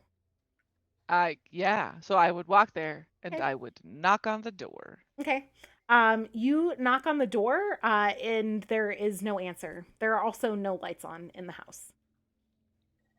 Cool. I'm gonna try and sneak around someplace that I won't be seen and see if I can like pry open a window and get in. Okay. Go ahead and roll sneak and crime. I got both of those. Hey, play into your strengths. That's right, motherfucker. No more talking to people for me. So that's 3d10? 3d10. Come on. Fucking finally. Okay, an 8, so you take no stress. And you successfully find a window in the back that is kind of there's not a whole lot of like trees and stuff or in Spire in general, but this is the gardens. It's going to be one of the few places you find some greenery. And there is something kind of, like a little tree that kind of covers from the neighbors, and you are able to get inside. And Sweetie hops through the window and follows you into the house. Oh yeah. It's like an apartment. It's not super nice, but it's way nicer than anything in Derelictus. And the idea that one person, because there's no one else around, like would live in all this space, right? Versus what you have lived in all your life, which is much more like your, 50 square foot apartment that all of you are like jammed into at all times. It's like a palace to you. I think especially Barnabas, like the others might be a little more used to Upspire things being nicer, but this is like fucking insane that like one person has 4 rooms to themselves. And yeah, there is lots of. I feel like Ulrich and Minrai would just be hearing Barnabas be like, what does anybody even need all this for? This one just has books. Like and that's you find just the walls covered in drawings, sketches, kind of similar to what I saw in his office. Their office, yes. Designs. Sorry. Like blueprints, kind of like schemes for buildings, kind of architectural stuff. Just covering the walls. And in their office, they have a home office, is one of their rooms. Is just like it's neat in the sense that everything's at right angles, just like in their office.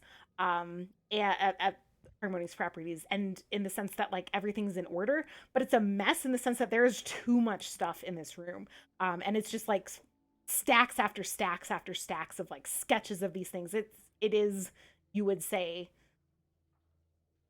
indicates obsessive behavior around these sketches and drawings. Do they all look like the same kind of building, or? Yeah, you kind of rifle through them. It is a lot of buildings. There's also a lot of stuff scattered in that is iconography, visuals that you don't really recognize. Things that kind of have this, like you see, like almost.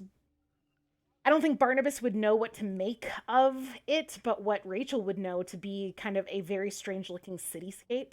I'm not sure if, because in Spire you just have the one tower, right? You don't have like a visual of all these buildings rising and going in all directions. But it's also like extremely alien in a lot of ways. And so I think adding to the fact that Barnabas has never seen a city besides Spire is the fact that like it's a very strange city that even you and I as human being people would be like, what is that? Right? Yeah, so since there's so many of them, I'm gonna take one and put it in my. What kind? The cityscape or the? Can I take one of each, or like cityscape and building? Yeah, or you take a cityscape, you take a building, you pack them into your bag or whatever. If you're going into the other rooms, okay, you find their bedroom, and unlike their offices that you have now seen 2 of, their bedroom seems to be a mess, in a way that looks like someone was here and looking for things. It hasn't necessarily been completely turned. Like some drawers are still closed. Like it either wasn't a very good job or they found what they were looking for or something. And it's just all a mess in here. So I'd like to see if I can investigate to find anything that seems out of place or weird or something like that, or that might help me to see if who this was or if there was harm that came to Nezade or something like that. Okay. And I have scent, which is when we sniff around for clues, we do so with mastery. Okay. Then go ahead and roll. You have, this would be investigate. Your mastery from scent. I think this is still crime. Is it still crime? You okay, are, so I can roll 3. Yes, you can roll 3. Okay. Nice. Ooh. An 8. So with an 8, that is a success. No stress. So you are looking around. It's hard to know for sure what happened. You find a discarded, bloodied shirt that matches the shirt that Neza was wearing when they were shot, and the blood is around a hole that matches where they were shot. You feel confident Neza was here. It is discarded to the side. I would say into a part of the room that is otherwise untouched in a way that looks like someone stripped it off and tossed it, which you find would be kind of uncharacteristic of Neza. And I think you piece together that although it's possible someone else was here and did this, it's also possible Neza did this themselves before they disappeared, in kind of a craze or not fully thinking straight. Because it's not characteristic for them to be messy, but if they were messy enough to just toss their shirt to the side, right, and leave it bloodied in a mess in a heap, where then it's also very possible that they did this mess themselves. Okay, I would. So do I feel pretty confident that there is nobody here? Yeah, there's no one in the house. Okay.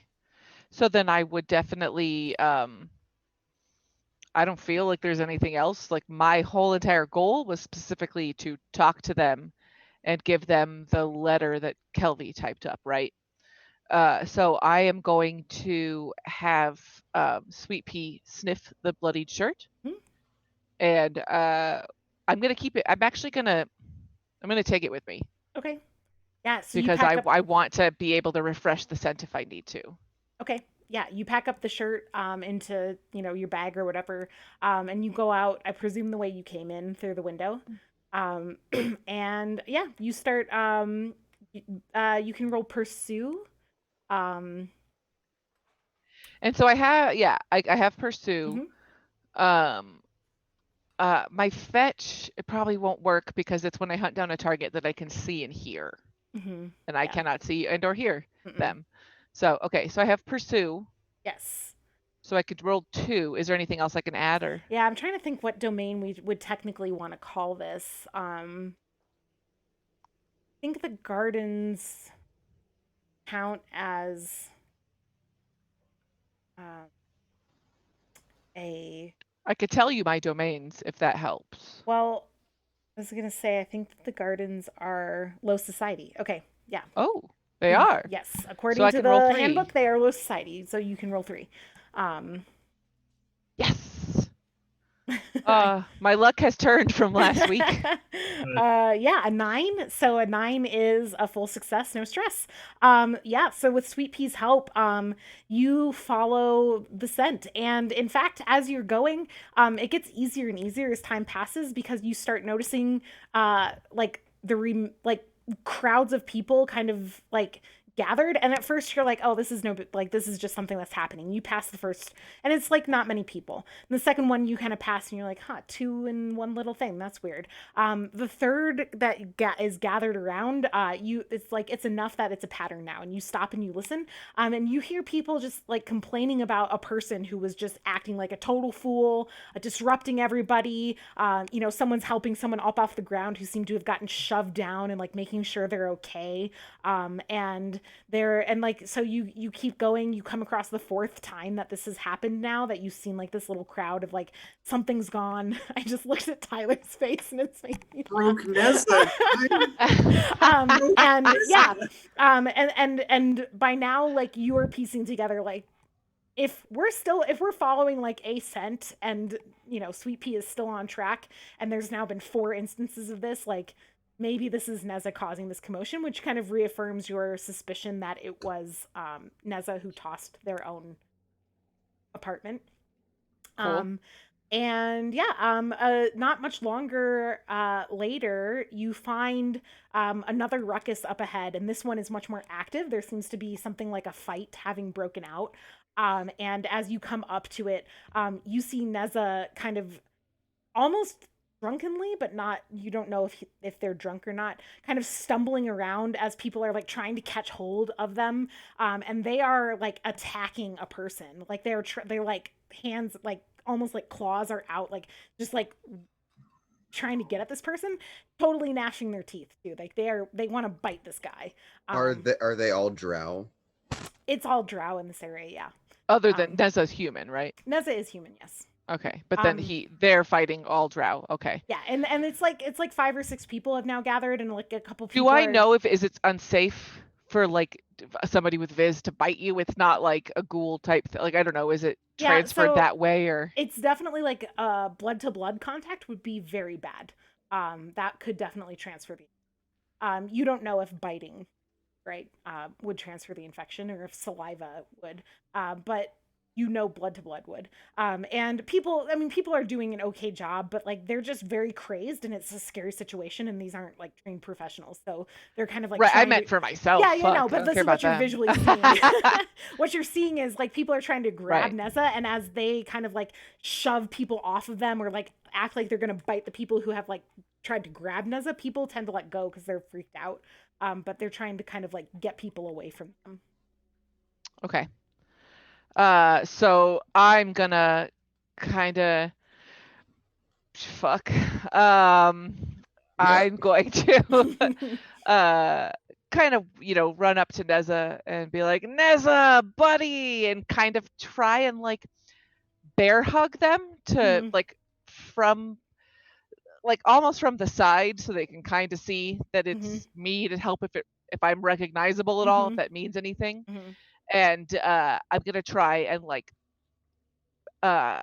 pin their arms down and just say like, oh, looks like they had a little bit too much fun, and I'm sorry about the commotion. I'll take care of them from here, and try and like, yeah, people seem I can more than happy to right to leave this to you. They don't want to deal with this kind of crazed person.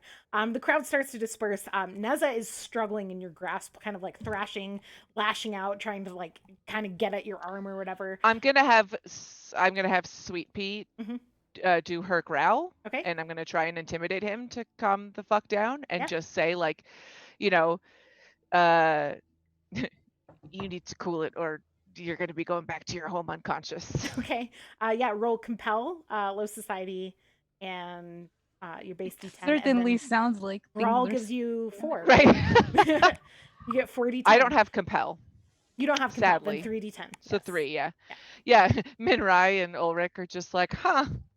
Things are going well. By the way, she found Neza. I don't actually say that. Shit. Why can't I intimidate anybody? You never succeeded in intimidation. I sure don't. So the highest was a 3, which means it was a full failure. We're going to say you take... Question. Yes? Beforehand. Yes? One of my thingy-mabobs is... One of my refreshes is complete a hunt and take your quarry. Has that not actually been completed yet because I haven't actually taken him in? Or I've like grabbed him and so like, do I get a refresh before I get this new stress, or is that not? Worry.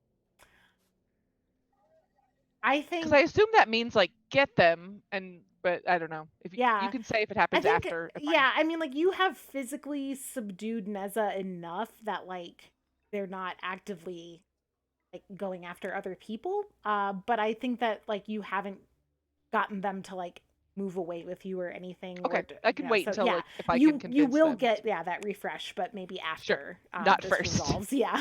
Okay, so let's do I think what's stress? Okay. Roll 20. We'll roll. You take 2 blood stress as Neza clamps their jaw around your upper arm. It sinks the teeth into your arm.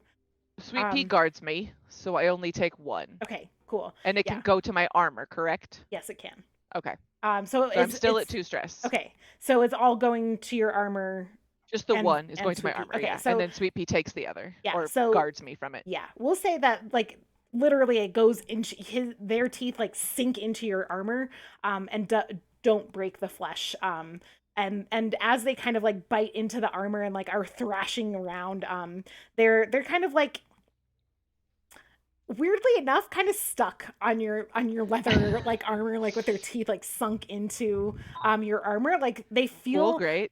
Like they seem to be convinced that they have caught something in their mouth, which is what they were after. And it actually settles them down a little bit. Like they're not like calm, they don't recognize you, they aren't acting normal, but this successful like biting into your armor seems to actually like soothe them a little bit. Like it was what they were after. It's kind of like how they would give you like a strip of leather to clamp down on whenever they were going to saw into your bone. Are you going to roll Fallout? No, because you didn't actually take. Oh, I didn't actually take stress. Your stress level did not Yay! go up. But we are going to pause there, and we're going to leave you in a cliffhanger with Neza clamped into your leather armor and pop up to the others who are in Amaranth. Yep, so your Ratkin guide gets you to Amaranth and gestures for the direction for you to go, and reminds you that, you know, if you come here and you screech into the void of the Vermisian, that eventually a Gutterkin will come back to help you back down. And then she disappears into the dark. I liked your spunk. Yes, goodbye, feisty one. There's no answer. Oh no! Gone. She's disappeared into the. I'm afraid it's not like our spunk. Real quick, are they kind of like Mr. Meeseeks in that they only appear exactly when they're needed, and then like they just disappear? Did we tip her at all? You paid her. As a Mr. Meeseeks. Did we tip her extra? You can if you want to take. We gave her an appropriate amount for such a large group because Yeah. normally you don't have to take stress, but we do when we're all together. Big group. Okay. Question. How do I say this? Minrai, do you have any blessings to spare? Well, I have the blessing of a mother. What do you need? I just, you know, I also have some blessings. Yes, Ulrich also has the blessing of a mother. I don't think that's what Sam meant, but it's too late. You have the spirit of a mother. I could really, I don't know. I've had so many things happen today. I think I would feel better if you know I had. Why don't I make you hot cup of tea? No, that's not. Just to relax. That's the last thing that I need right now. I'm gonna have nightmares, and it's not gonna be a moving picture. It's gonna be a still image of a cup of tea. I'm gonna wake up in a cold sweat and cry, and Rick's gonna have to deal with that. And I just see, and now everything seems much better because there is no tea here. Shit. But I just, you know, I wanna hear the voices of the gods, you know. Of course, who doesn't want to hear that, I suppose. You know, without the drugs. So I thought I'd try religion. I'm not getting. Religion is powerful drug, friend. Cool. I think I catch your drift. Come over here real quick, Kelvin. Yeah. Amandu's like, what's going on? So Do you want the voice in head again? I can do. But you can't actually do that without severing the ending connection of with- Barnabas. And we should absolutely like have that connection Yes. with Barnabas. That's true, right yeah. now. So Kelvin, Yeah. I know that you so desperately want Barnabas's voice in your head right now. We all do. All of us. Barnabas can hear that, by the way. I know, but Minrai cannot do another enchantment without severing this first one, and we absolutely need. Oh no, you are right. That one's on me. I'm going to take that one to the bank. I will cash it. I will be back later. That is what you meant, right? That is exactly what I meant. Thank you for following the logic train that I drove off a cliff. You see, what I was trying to get at was if I could hear, somebody talking, and I was in there doing like a tell-all, kind of interview with him, and I get the information that you guys are funneling to me, right? I can just use that almost immediately to do what we want to do with it. But the thing is, that's not an option. We can just do it the long, safe way. It's fine. I mean, technically, I could serve as a funnel, and then you could use the information that I say and spin it however you need. I realize it's not idyllic, but it's something.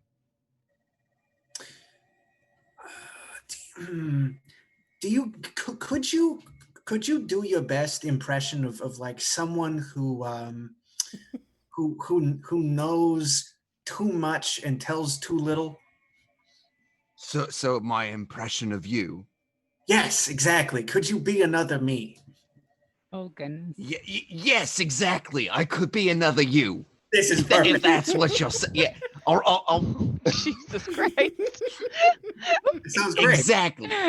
Barnabas is just hearing this. Like, while he's being is that supposed to be Kelby? Like he's just got like fucking teeth in his armor. This would be around the time that you're like talking to Nina. Or well, you're probably looking through Nez's house at this point.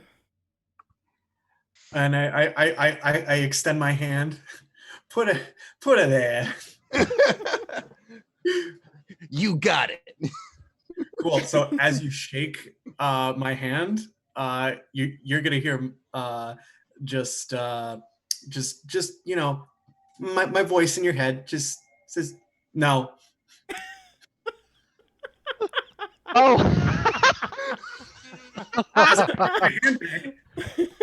The vibrations of Kelvy's skin says no in your head. It's so good. Don't fuck me like that. Don't. I just love that you're so genial, and then you touch him, and you're just like, "I will fuck you up." Okay. Minrai, you know the way to the university, to the university, and Amandu knows the way to Faisal's, so they are not. Let us begin our mission. Yes, not in the same direction. So, by the way, remember, it's very cold in Amaranth. Everything is kept frigid temperatures up here. The high elves like ice and cold. And also, it's not normal for drow to be moving about Amaranth without masks. So you would all have your like face coverings. You have the Faisal masks, right? You have some Faisal masks. I think how many total I think you got enough for everybody. Yeah, we got enough for everyone if we needed it. So are you distributing Faisal masks at this point, or are you going? I think that would be wise. Would it still be considered proper if I wrapped my face, or does it need to be a mask? So you would all have your faces wrapped anyway, because it is daylight still here, and the sunlight is actually pretty glaring with all the But the masks, it's not the same as wearing a mask in Sure. high society. Got it. And so in Amaranth, a drow walking around without a mask on is likely to be stopped, questioned as to what their business is. Sure.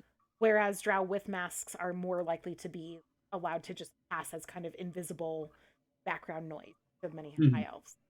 So especially since right now we're going on more well, I would say until we find out when Lord Farquaad is going to be at his office, we should probably be wearing the Lord Faisal masks, and then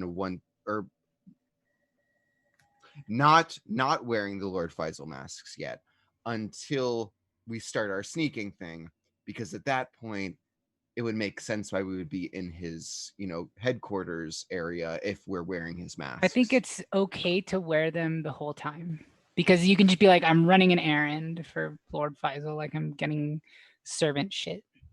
Okay, yeah, that works. Okay, so we're wearing them the whole time then. Okay. Sure. My only question with that for me is like, I'm gonna be going and doing the hi, I'd like to talk to Lord Faisal. If I'm wearing a servant mask, I feel like that's gonna confuse things, and then alert the question of like, well, why are you wearing one of my servant masks there, friend? So I don't know. I'm trying to figure out the best way to avoid that without me getting stopped for questioning every 5 Well, minutes. I mean, weren't we going to use Amandu to pilfer this information from like not an office person there? Like we were gonna go try to find. Yeah. I'm saying like beyond that point, like getting me in the door. Like if I need to have had a mask on the entire time to get to this point. So Amandu, like as you're kind of donning the masks, like speaks up and says, like, well, the Faisal masks will get us into Faisal's estate really easy. From there, we might want to figure something else out, but you're definitely going to need a mask to get into the estate at all. And a Faisal one is just you can walk through the door because it belongs. Right. Once we're there, I think if you're wearing a Faisal mask and he doesn't recognize you, and then you're like, surprise, I'm from Harmonious Properties, he might be like, why do you have my personal servant masks? So we can try and figure something out. I mean, there used to be servants on the estate. I mean, like, people, this isn't, he kind of like looks around and like keeps his voice really low. He's like, sometimes people owned that we might find some on the estate or buy some ones on our way if you want to try and find something like that. Oh, I would have definitely had like not just my Faisal mask with me. Do you have other masks? I mean, as a regular drow, we have to have masks when we go up Spire. So I would. You don't go up Spire after your durance. You typically have to give back your masks. That's why it's such a big deal that Amandu has his. And when you go to visit Inglory, you remember he has them at the door for you to put on when you go into his place of office or his place of work. See, I was under the impression because my Snack and Malak was not in Derelictus that I would. It was still in low society, right? And still in drow areas where it's not normal. Amaranth would certainly never have. Like, remember, you had to find an underground place to go. Amaranth is kind of an exceptional place in that, like, this is like high elf society, like to the core in what it requires. Even Inglory's building was not in Amaranth, you remember, which is how you were able to walk around unmasked, but enter and put on a mask when you enter. Okay, I was under a few misconceptions. No, that's okay. It's weird that like most drow don't have any type of mask because everyone did endurance, and it's like, well, wouldn't you have to have one? But there's actually a class in the book that's the masked, and that's the only masked, the masked is allowed to have like masks but everyone else, like, you have to attain them. Interesting. Okay. Yeah, just to clarify, Do I have Lady Hellion mask since I come up here so often? You would have access to. I think what it's much more similar to like how Ulrich got a hold of like Ingelori at the door kind of thing. Like Okay, gotcha. you're allowed to like come and go to the entrance and then like don a mask as you enter. You're a familiar enough figure with Hellion's core or like group that this is fairly normal. Okay, thank you. Yep. All right, so everyone's wearing Faisal masks, and the group is splitting to their two destinations. Anything else you want to do before the group splits? Let's become familiar with a code word. Should something go awry in a tense situation, there needs to be something that we can say while we are under duress that does not give us away, but perhaps alerts the other party. How about Mama How would you know? Amandu asks. I mean, you're in a totally different part of Amaranth. That is a good point. Mama Luke's is great though. If we could do that, that would be what I would use. Okay, goodbye. And then I'll just walk away. Yeah. Okay. Let's Poor Amandu. follow Minrai and Hennis to the university. So as we go over there, I'm gonna turn to Minrai. So I know that you did not want to speak too much about what you were going to do, but since we are here now and I'm with you, can you let me in on the plan? Yes. We will go into the library. Yes. Then we will find the book. How? Well, I know the general area which it will be in. At that point, I will find a spot, probably a table, because it is very bad on your back to read while standing. And I will keep many eyes on area using. I have seen this, yes. Yes, and then you will fetch book for me, and you will find book in area by bringing it to me while I stand still. If somebody comes, I will know, and then we will maybe possibly either leave, talk with them, or put them in a book grounding shelving area once they are incapacitated. And I suppose that would fall to me. Well, I am no slouch myself. I do like to fight every once in a while. Do not consider yourself only good fighter in group. A mother must know how to defend their children. No, it is not that I consider myself the only good fighter in the group, but I consider myself only a good fighter. Well, let us pray that it does not come to that. Then we will both be testing our abilities. I drop the convo.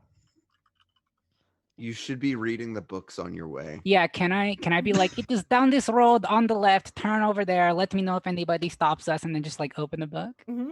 Which one are you looking through? I only have one. The religion one. Yeah. Okay. Did we decide who has the children's story one? I gave the other one to Kelvy. I think Rick still has it unless I would have given it to him. Yeah, then I still have it, I guess. Okay, so you just have the oldest one, Minrai.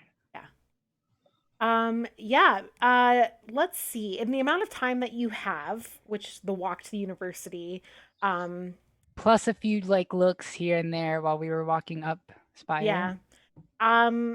Here's what I'll say you've gleaned. One, this book is absolutely forbidden knowledge in Spire. Whoops.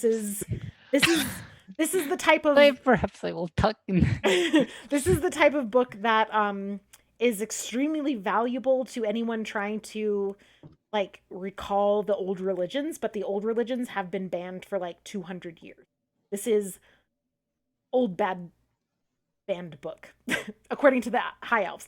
To a drow, this could be, I mean, depending on what your view is on kind of like religious history and the history of the drow and everything, it could be a huge like source of information about the religion of your ancestors. You also suspect that you could get in trouble for having this book, depending on how motivated the person that you reveal it to, if you were to reveal it, is by like the law or respecting like the religion of the official religion of the High Elves, which dictates that this type of knowledge is like no, right? This is heresy. So given to a religious person, this would like a religious person who follows the Solar Basilica, which is the High Elf religion, you would absolutely get in trouble for having it. To a person who's motivated by simply collecting knowledge and kind of a more neutral stance towards like the law and the religious law, they might be more motivated to like find it interesting and compelling as trade. I think you also there's information in here about the High Elf religion that the Drow religion that you don't recognize as familiar. You are, and most Drow are trained only in one of the three faces of the moon deity, and it's actually forbidden knowledge that all three faces are just different parts of the same deity, right? The High Elves want Drow these days to believe that all three deities are separate and not the same, and two of them are no good, and one is allowed, right? Limier is allowed. However, you as a minister know more because you've been inducted into the cult of one of the other faces, right? Which is the ministry. And so you were more familiar with the idea of all three faces being of one deity. So this isn't surprising to you, but there is information in there that you don't know yet, that you've kind of come across vague things as you've been flipping through and trying to glean that you're like, I could probably learn a lot from this. That's because remember you are also translating kind of like older, older forms of the language. I'll do what I can to tuck it away after a little bit. As like if I see anybody coming close or anybody in the distance, I'll just tuck it away. Any chance you would have been muttering any of the information you might think relevant for me, like under your breath, so I could hear it as a whisper? Honestly, Minrai worked in a library, so I don't think she would mutter or talk while reading just because of the amount that she had to do. If it changes your mind, you would recognize like that Rick as a priest of Limier would probably be interested, but that doesn't mean you have to. I'm just pointing out that like you know perfectly well that Rick is a priest of Limier. Then I might say something like Rick, you might be interested in this book once we get back, but I think it might be best to keep it under wraps for now because this is hot merchandise. And I'll stow it away after that. Okay. For good. Minrai says that about all books, though. I go, oh, got it. Latest release of Shonen Jump, hot merchandise. Amandu whacks you on the back, Rick. Like, you okay there, bud? I don't know what came over me. He's got bad coughing spells. Is it something I should worry about? And he kind of backs away. Social distance. Nah, he normally just does it in his sleep. If I don't guess got you have it, masks on, so. You know? Yeah, at least we have masks on. Masks. Like, stay 6 feet away. Yeah. Okay. And yeah, you get to the university. And you're wearing your Faisal masks, which gets you not in the staff door that you used to go into, the front doors. Let's see here. We have only a few minutes or we have to call it quits here. I know, time flies. So let's, before we go into that, give the other group a chance to kind of establish what they're doing. Probably where we'll call it. So hop over to Kelvy and Rick and Amandu. Y'all are walking the other way, a little higher up, just taking stairwells up. As you're climbing one of the stairwells, Amandu is like, did you ever hear of a thing in Derelictus, like the superstition about not going back down the stairs that you just up? Like, so if you forgot something, you go all the way around. No, just me? Okay. Nice. That's no, have you heard of anyone losing something and needing to do that? Well, like, sometimes you leave the house and you're like, oh shit, forgot my water, and you turn around to go get it and you have to go back down the stairs that you just went up, like in the Spire. I don't know. It's just something, people say all sorts of things. Would I know about this superstition? Would any of us? Is this is a superstition that Elise has? No, this is a superstition that, I think you guys would probably, I mean, you can say what you want, right? But like in Derelictus, like superstitions like this are a dime a dozen. He's just chatting about it. Mandu, Okay. there's an easy out. You just slide down the banister. I mean, that's that could work. Maybe just slide down the banister. Perhaps crab walking down the stairs, maybe? Crab walking down the stairs. Maybe? I mean, we could test it. Do you need to turn around? No, is that what you're saying? I just thought of it because we're going up these stairs. Right. I stairs. I gotta tell you. Is this like that moment we talked about in the DM tips where the DM says something in passing and everybody latches onto it? Like, this is the most important thing. Important. This is the chair. Yeah. No, yeah. This is he's just making small talk. Yep. So Amandu, it's occurred to me that the moment we pass beyond the threshold of Lord Faisal's estate, we're probably going to need some, perhaps not the most legal masks.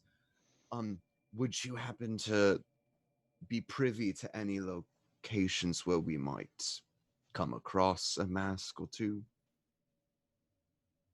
Was the elf that we pulled from the hole in the wall, did they have a mask on? No. Okay. That was a drow woman, did not wear a mask. No. I mean, like the bar that we went to the other day, like places like that where like drow kind of have secret places around Amaranth. Sometimes well, there's any trade. place but that place. I'm not trying to get my bottle another wiggle. I don't need that. He's like, no, I don't want to go back there either.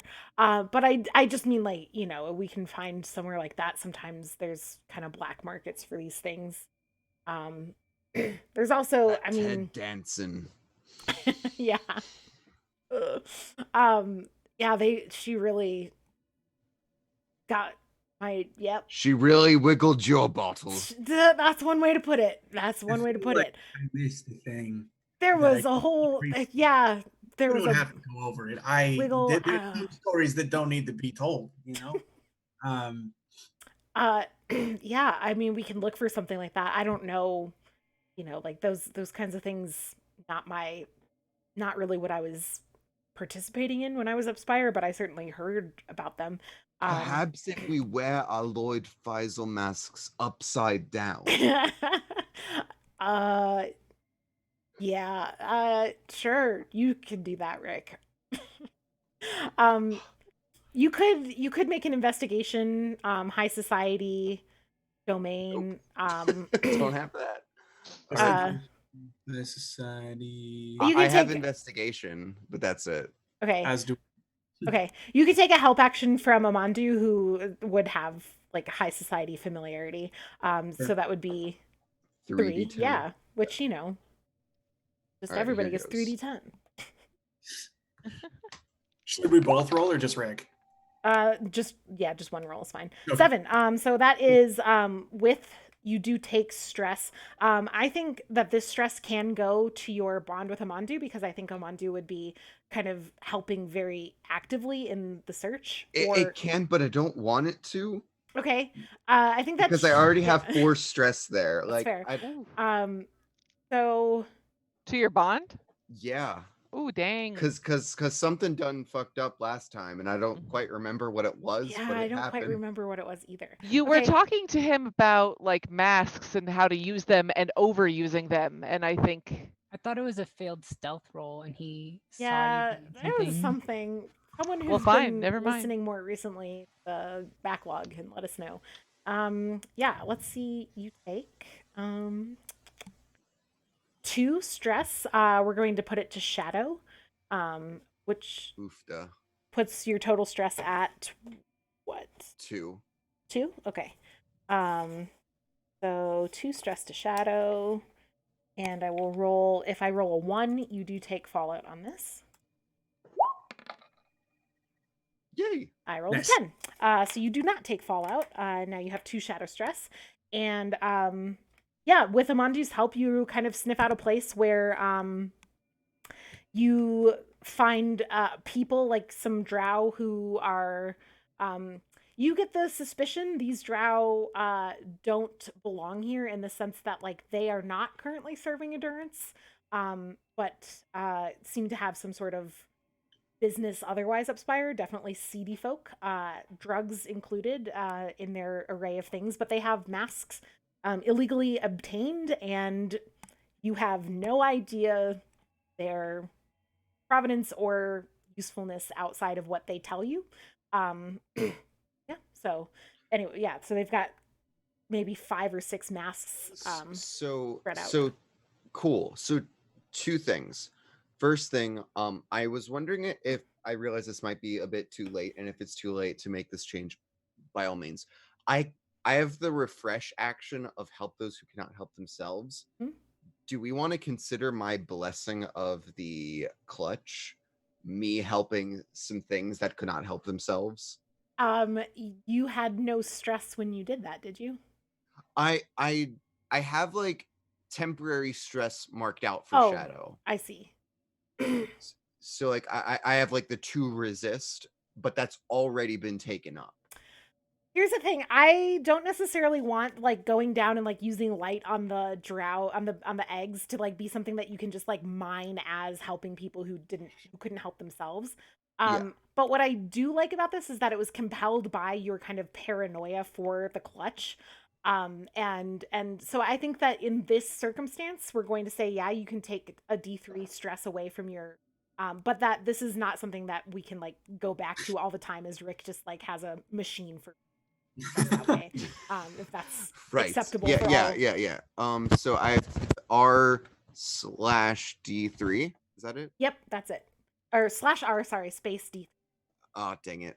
/R. Did it wrong. Okay. You to forget. 2. So you can relieve 2 stress from that, and then take the 2 stress back. So it's a wash. But yeah. But that means I'm at 0, right? Yes, that means you are still at 0. Yeah. Okay. That's good. Okay. Yeah, so here's go ahead. I was gonna say the second thing is I guess I'm gonna have to roll to take some stress, because we have to buy these masks at least. I got something for that. Okay. Well, we need to at least take 3 of them. So there's that. Yes. I'm gonna see if I can work something out with these kindly dealers. Okay, so there are 5 masks that they have available for buy. They tell you like 2 of these masks are high elf masks, which if you as a drow are caught wearing a high elf mask is certainly a death penalty. That is just completely no.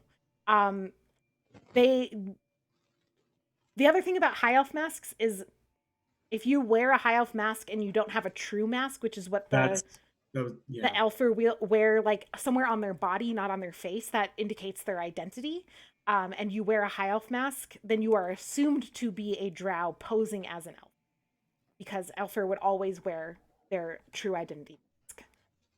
And so it would be very dangerous, although it could have its uses to have a high elf mask. The other what would happen if you stole their true mask?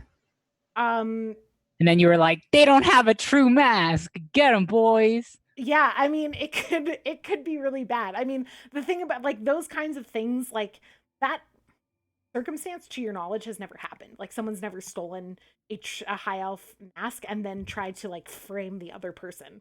It's also like ripping off a high elf's mask and revealing their face underneath is not that useful, because literally nobody has ever seen that person's face before, but they would be able to be like, oh, that's definitely a high elf, right? So it's kind of it's a very strange situation where like, and there would certainly be the possibility that like ripping off or like stealing a true mask would be something that a high elf would hide instead of like go to the authorities or try to like track someone down, because it would be embarrassing, things like that. So who knows? There's a lot of things. You don't know if these masks are true identity masks or if they are just kind of dime a dozen like fashion masks. Sure. So if you were to buy like 2 of those, would I be able to use one as the mask I would wear, and then the other as the true like identity mask. Is that something that like you could feasibly pass off, and or if one, or are the ones that are kind of like the ornate decorative ones, are they never used as a true mask? Like, Here is what Kelvy would know. yes, that's I yeah. What does Kelvy know? Kelvy knows that true masks and masks are a thing. Kelvy would know that most of the time, true masks are less fashionable because fashions come and go, but true identities stay. And so they tend to be more kind of like basic, less ornate, less like weird, Sure. more something that would have staying kind of aesthetic power. And I think Kelvy would find it plausible that you could buy both of these masks and wear one and pass the other one off as a true identity mask. I think it's plausible. It certainly comes with a lot of risk. That's what Kelvy would know. Because neither of you have high society, right? So no, I certainly do not. Yeah. Another question I guess I got for you two fellas, my dear friends. Hi, does anyone know where a guy could get some nice duds?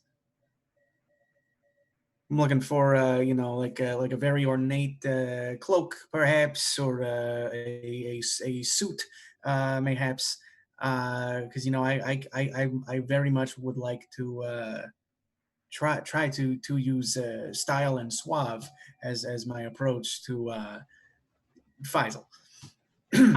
you see the two drow who are like running this kind of like shop or whatever, like start like conferring with each other. And one of them leans forward and says, you pay us enough money for these masks? We might be able to. Sure, just on the off chance that you two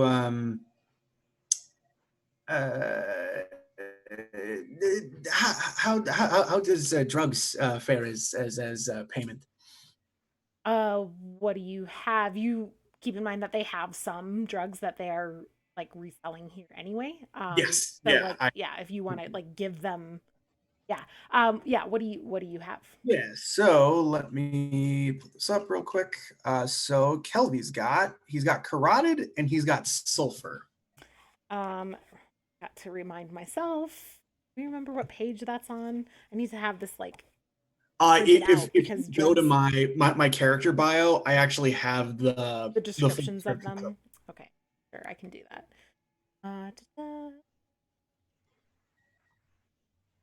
There. Equipment? You scroll all the way to the bottom.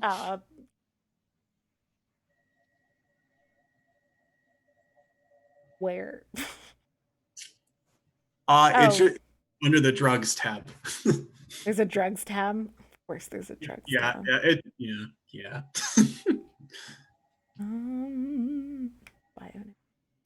I see. Okay.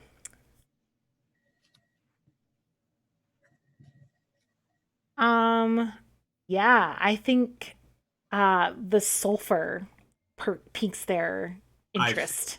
Yeah, sulfur. Interesting. That's certainly valuable. We would accept that as trade. The sulfur, how much? Like, do you have? It's however much I would have been given. I'm trying to remember what we said. If it was like just a couple doses, right? Yeah. I would also take out just on top of that one of the I had bought those 2 poison daggers as well. So I'll take out one of them, and it's still in its box, and I open it up. Okay. Yeah, they examine the go ahead and make a compel roll. This would be crime, compel. Yep, crime and compel. Okay. Crime and compel. I have compel. That's it. Cool. Okay. So 2d10.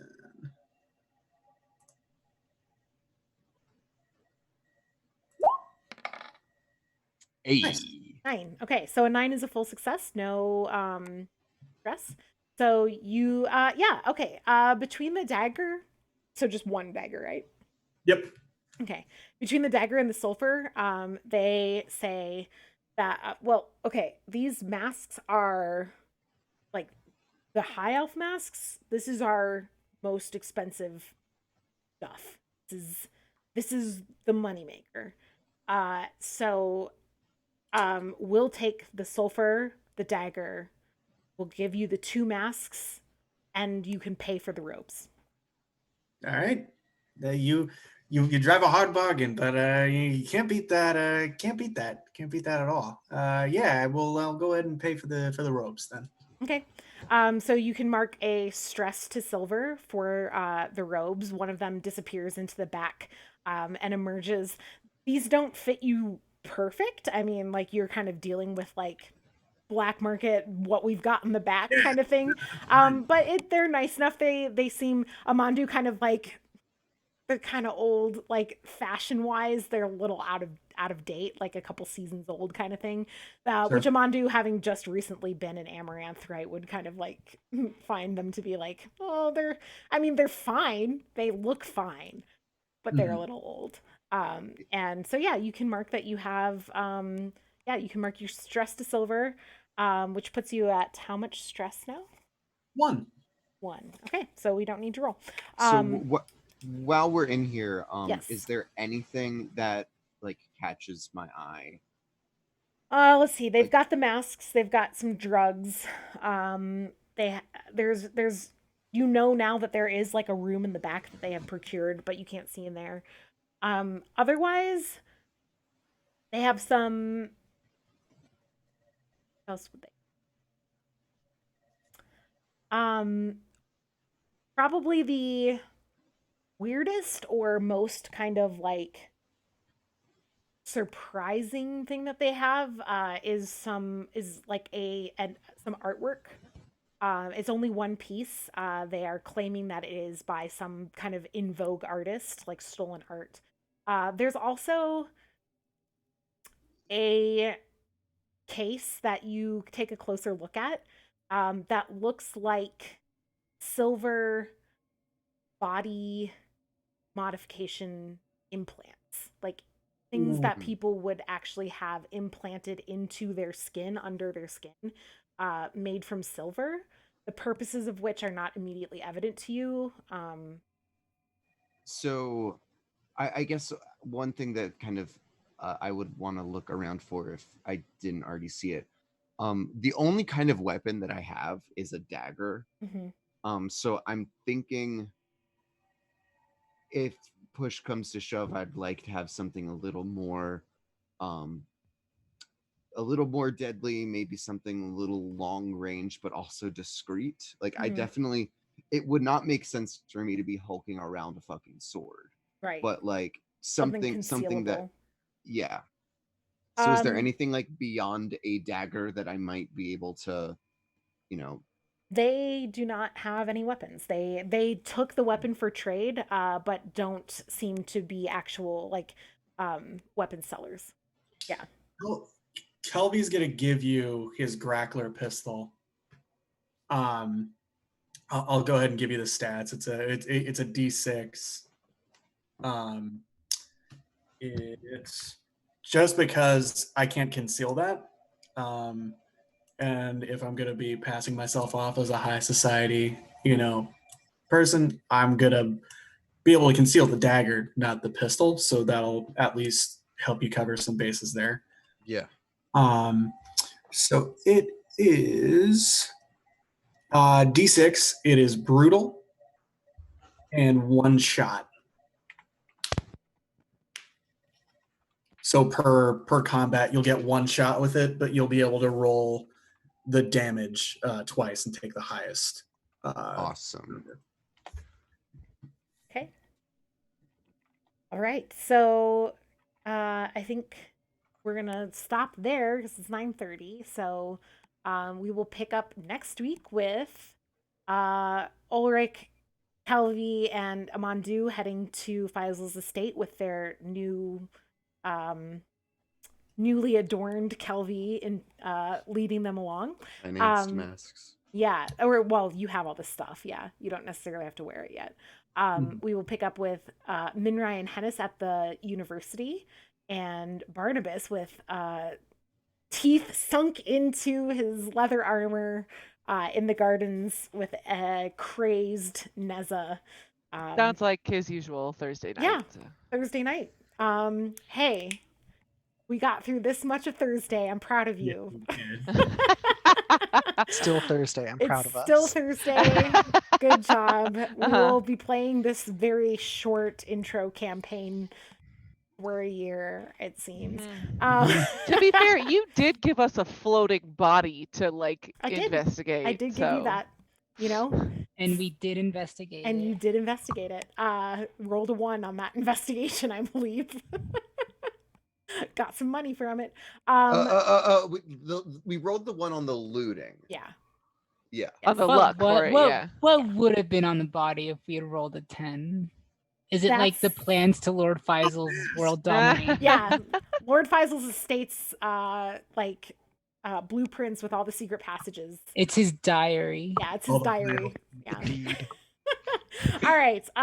Thank you all for playing, and thanks to anyone watching for watching. It was good times tonight. Don't forget, we believe Twitch should be holding sexual predators accountable for their actions. We believe Breonna Taylor's murderers should be arrested and charged with murder, and that Black Lives Matter and all the other good things in this world that we need to be fighting for. So !BLM, !donate to get more information on those things. And tomorrow, super exciting, on Helpful Goat, Adam will be GMing Big Queer Orcs, which is the sequel to last year's Big Gay Orcs, which was super fun. And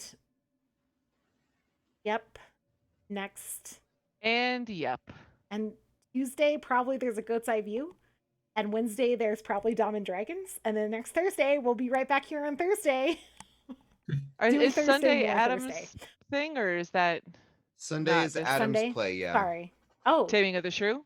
Cool. Yes. Right. I love that play. Virtual performance, right? Yeah. Very cool. Awesome. Tyler, are you doing that too, or? I am not in that one. No. Okay. Will it be linked somewhere? Yeah, you can just tune in the and Discord.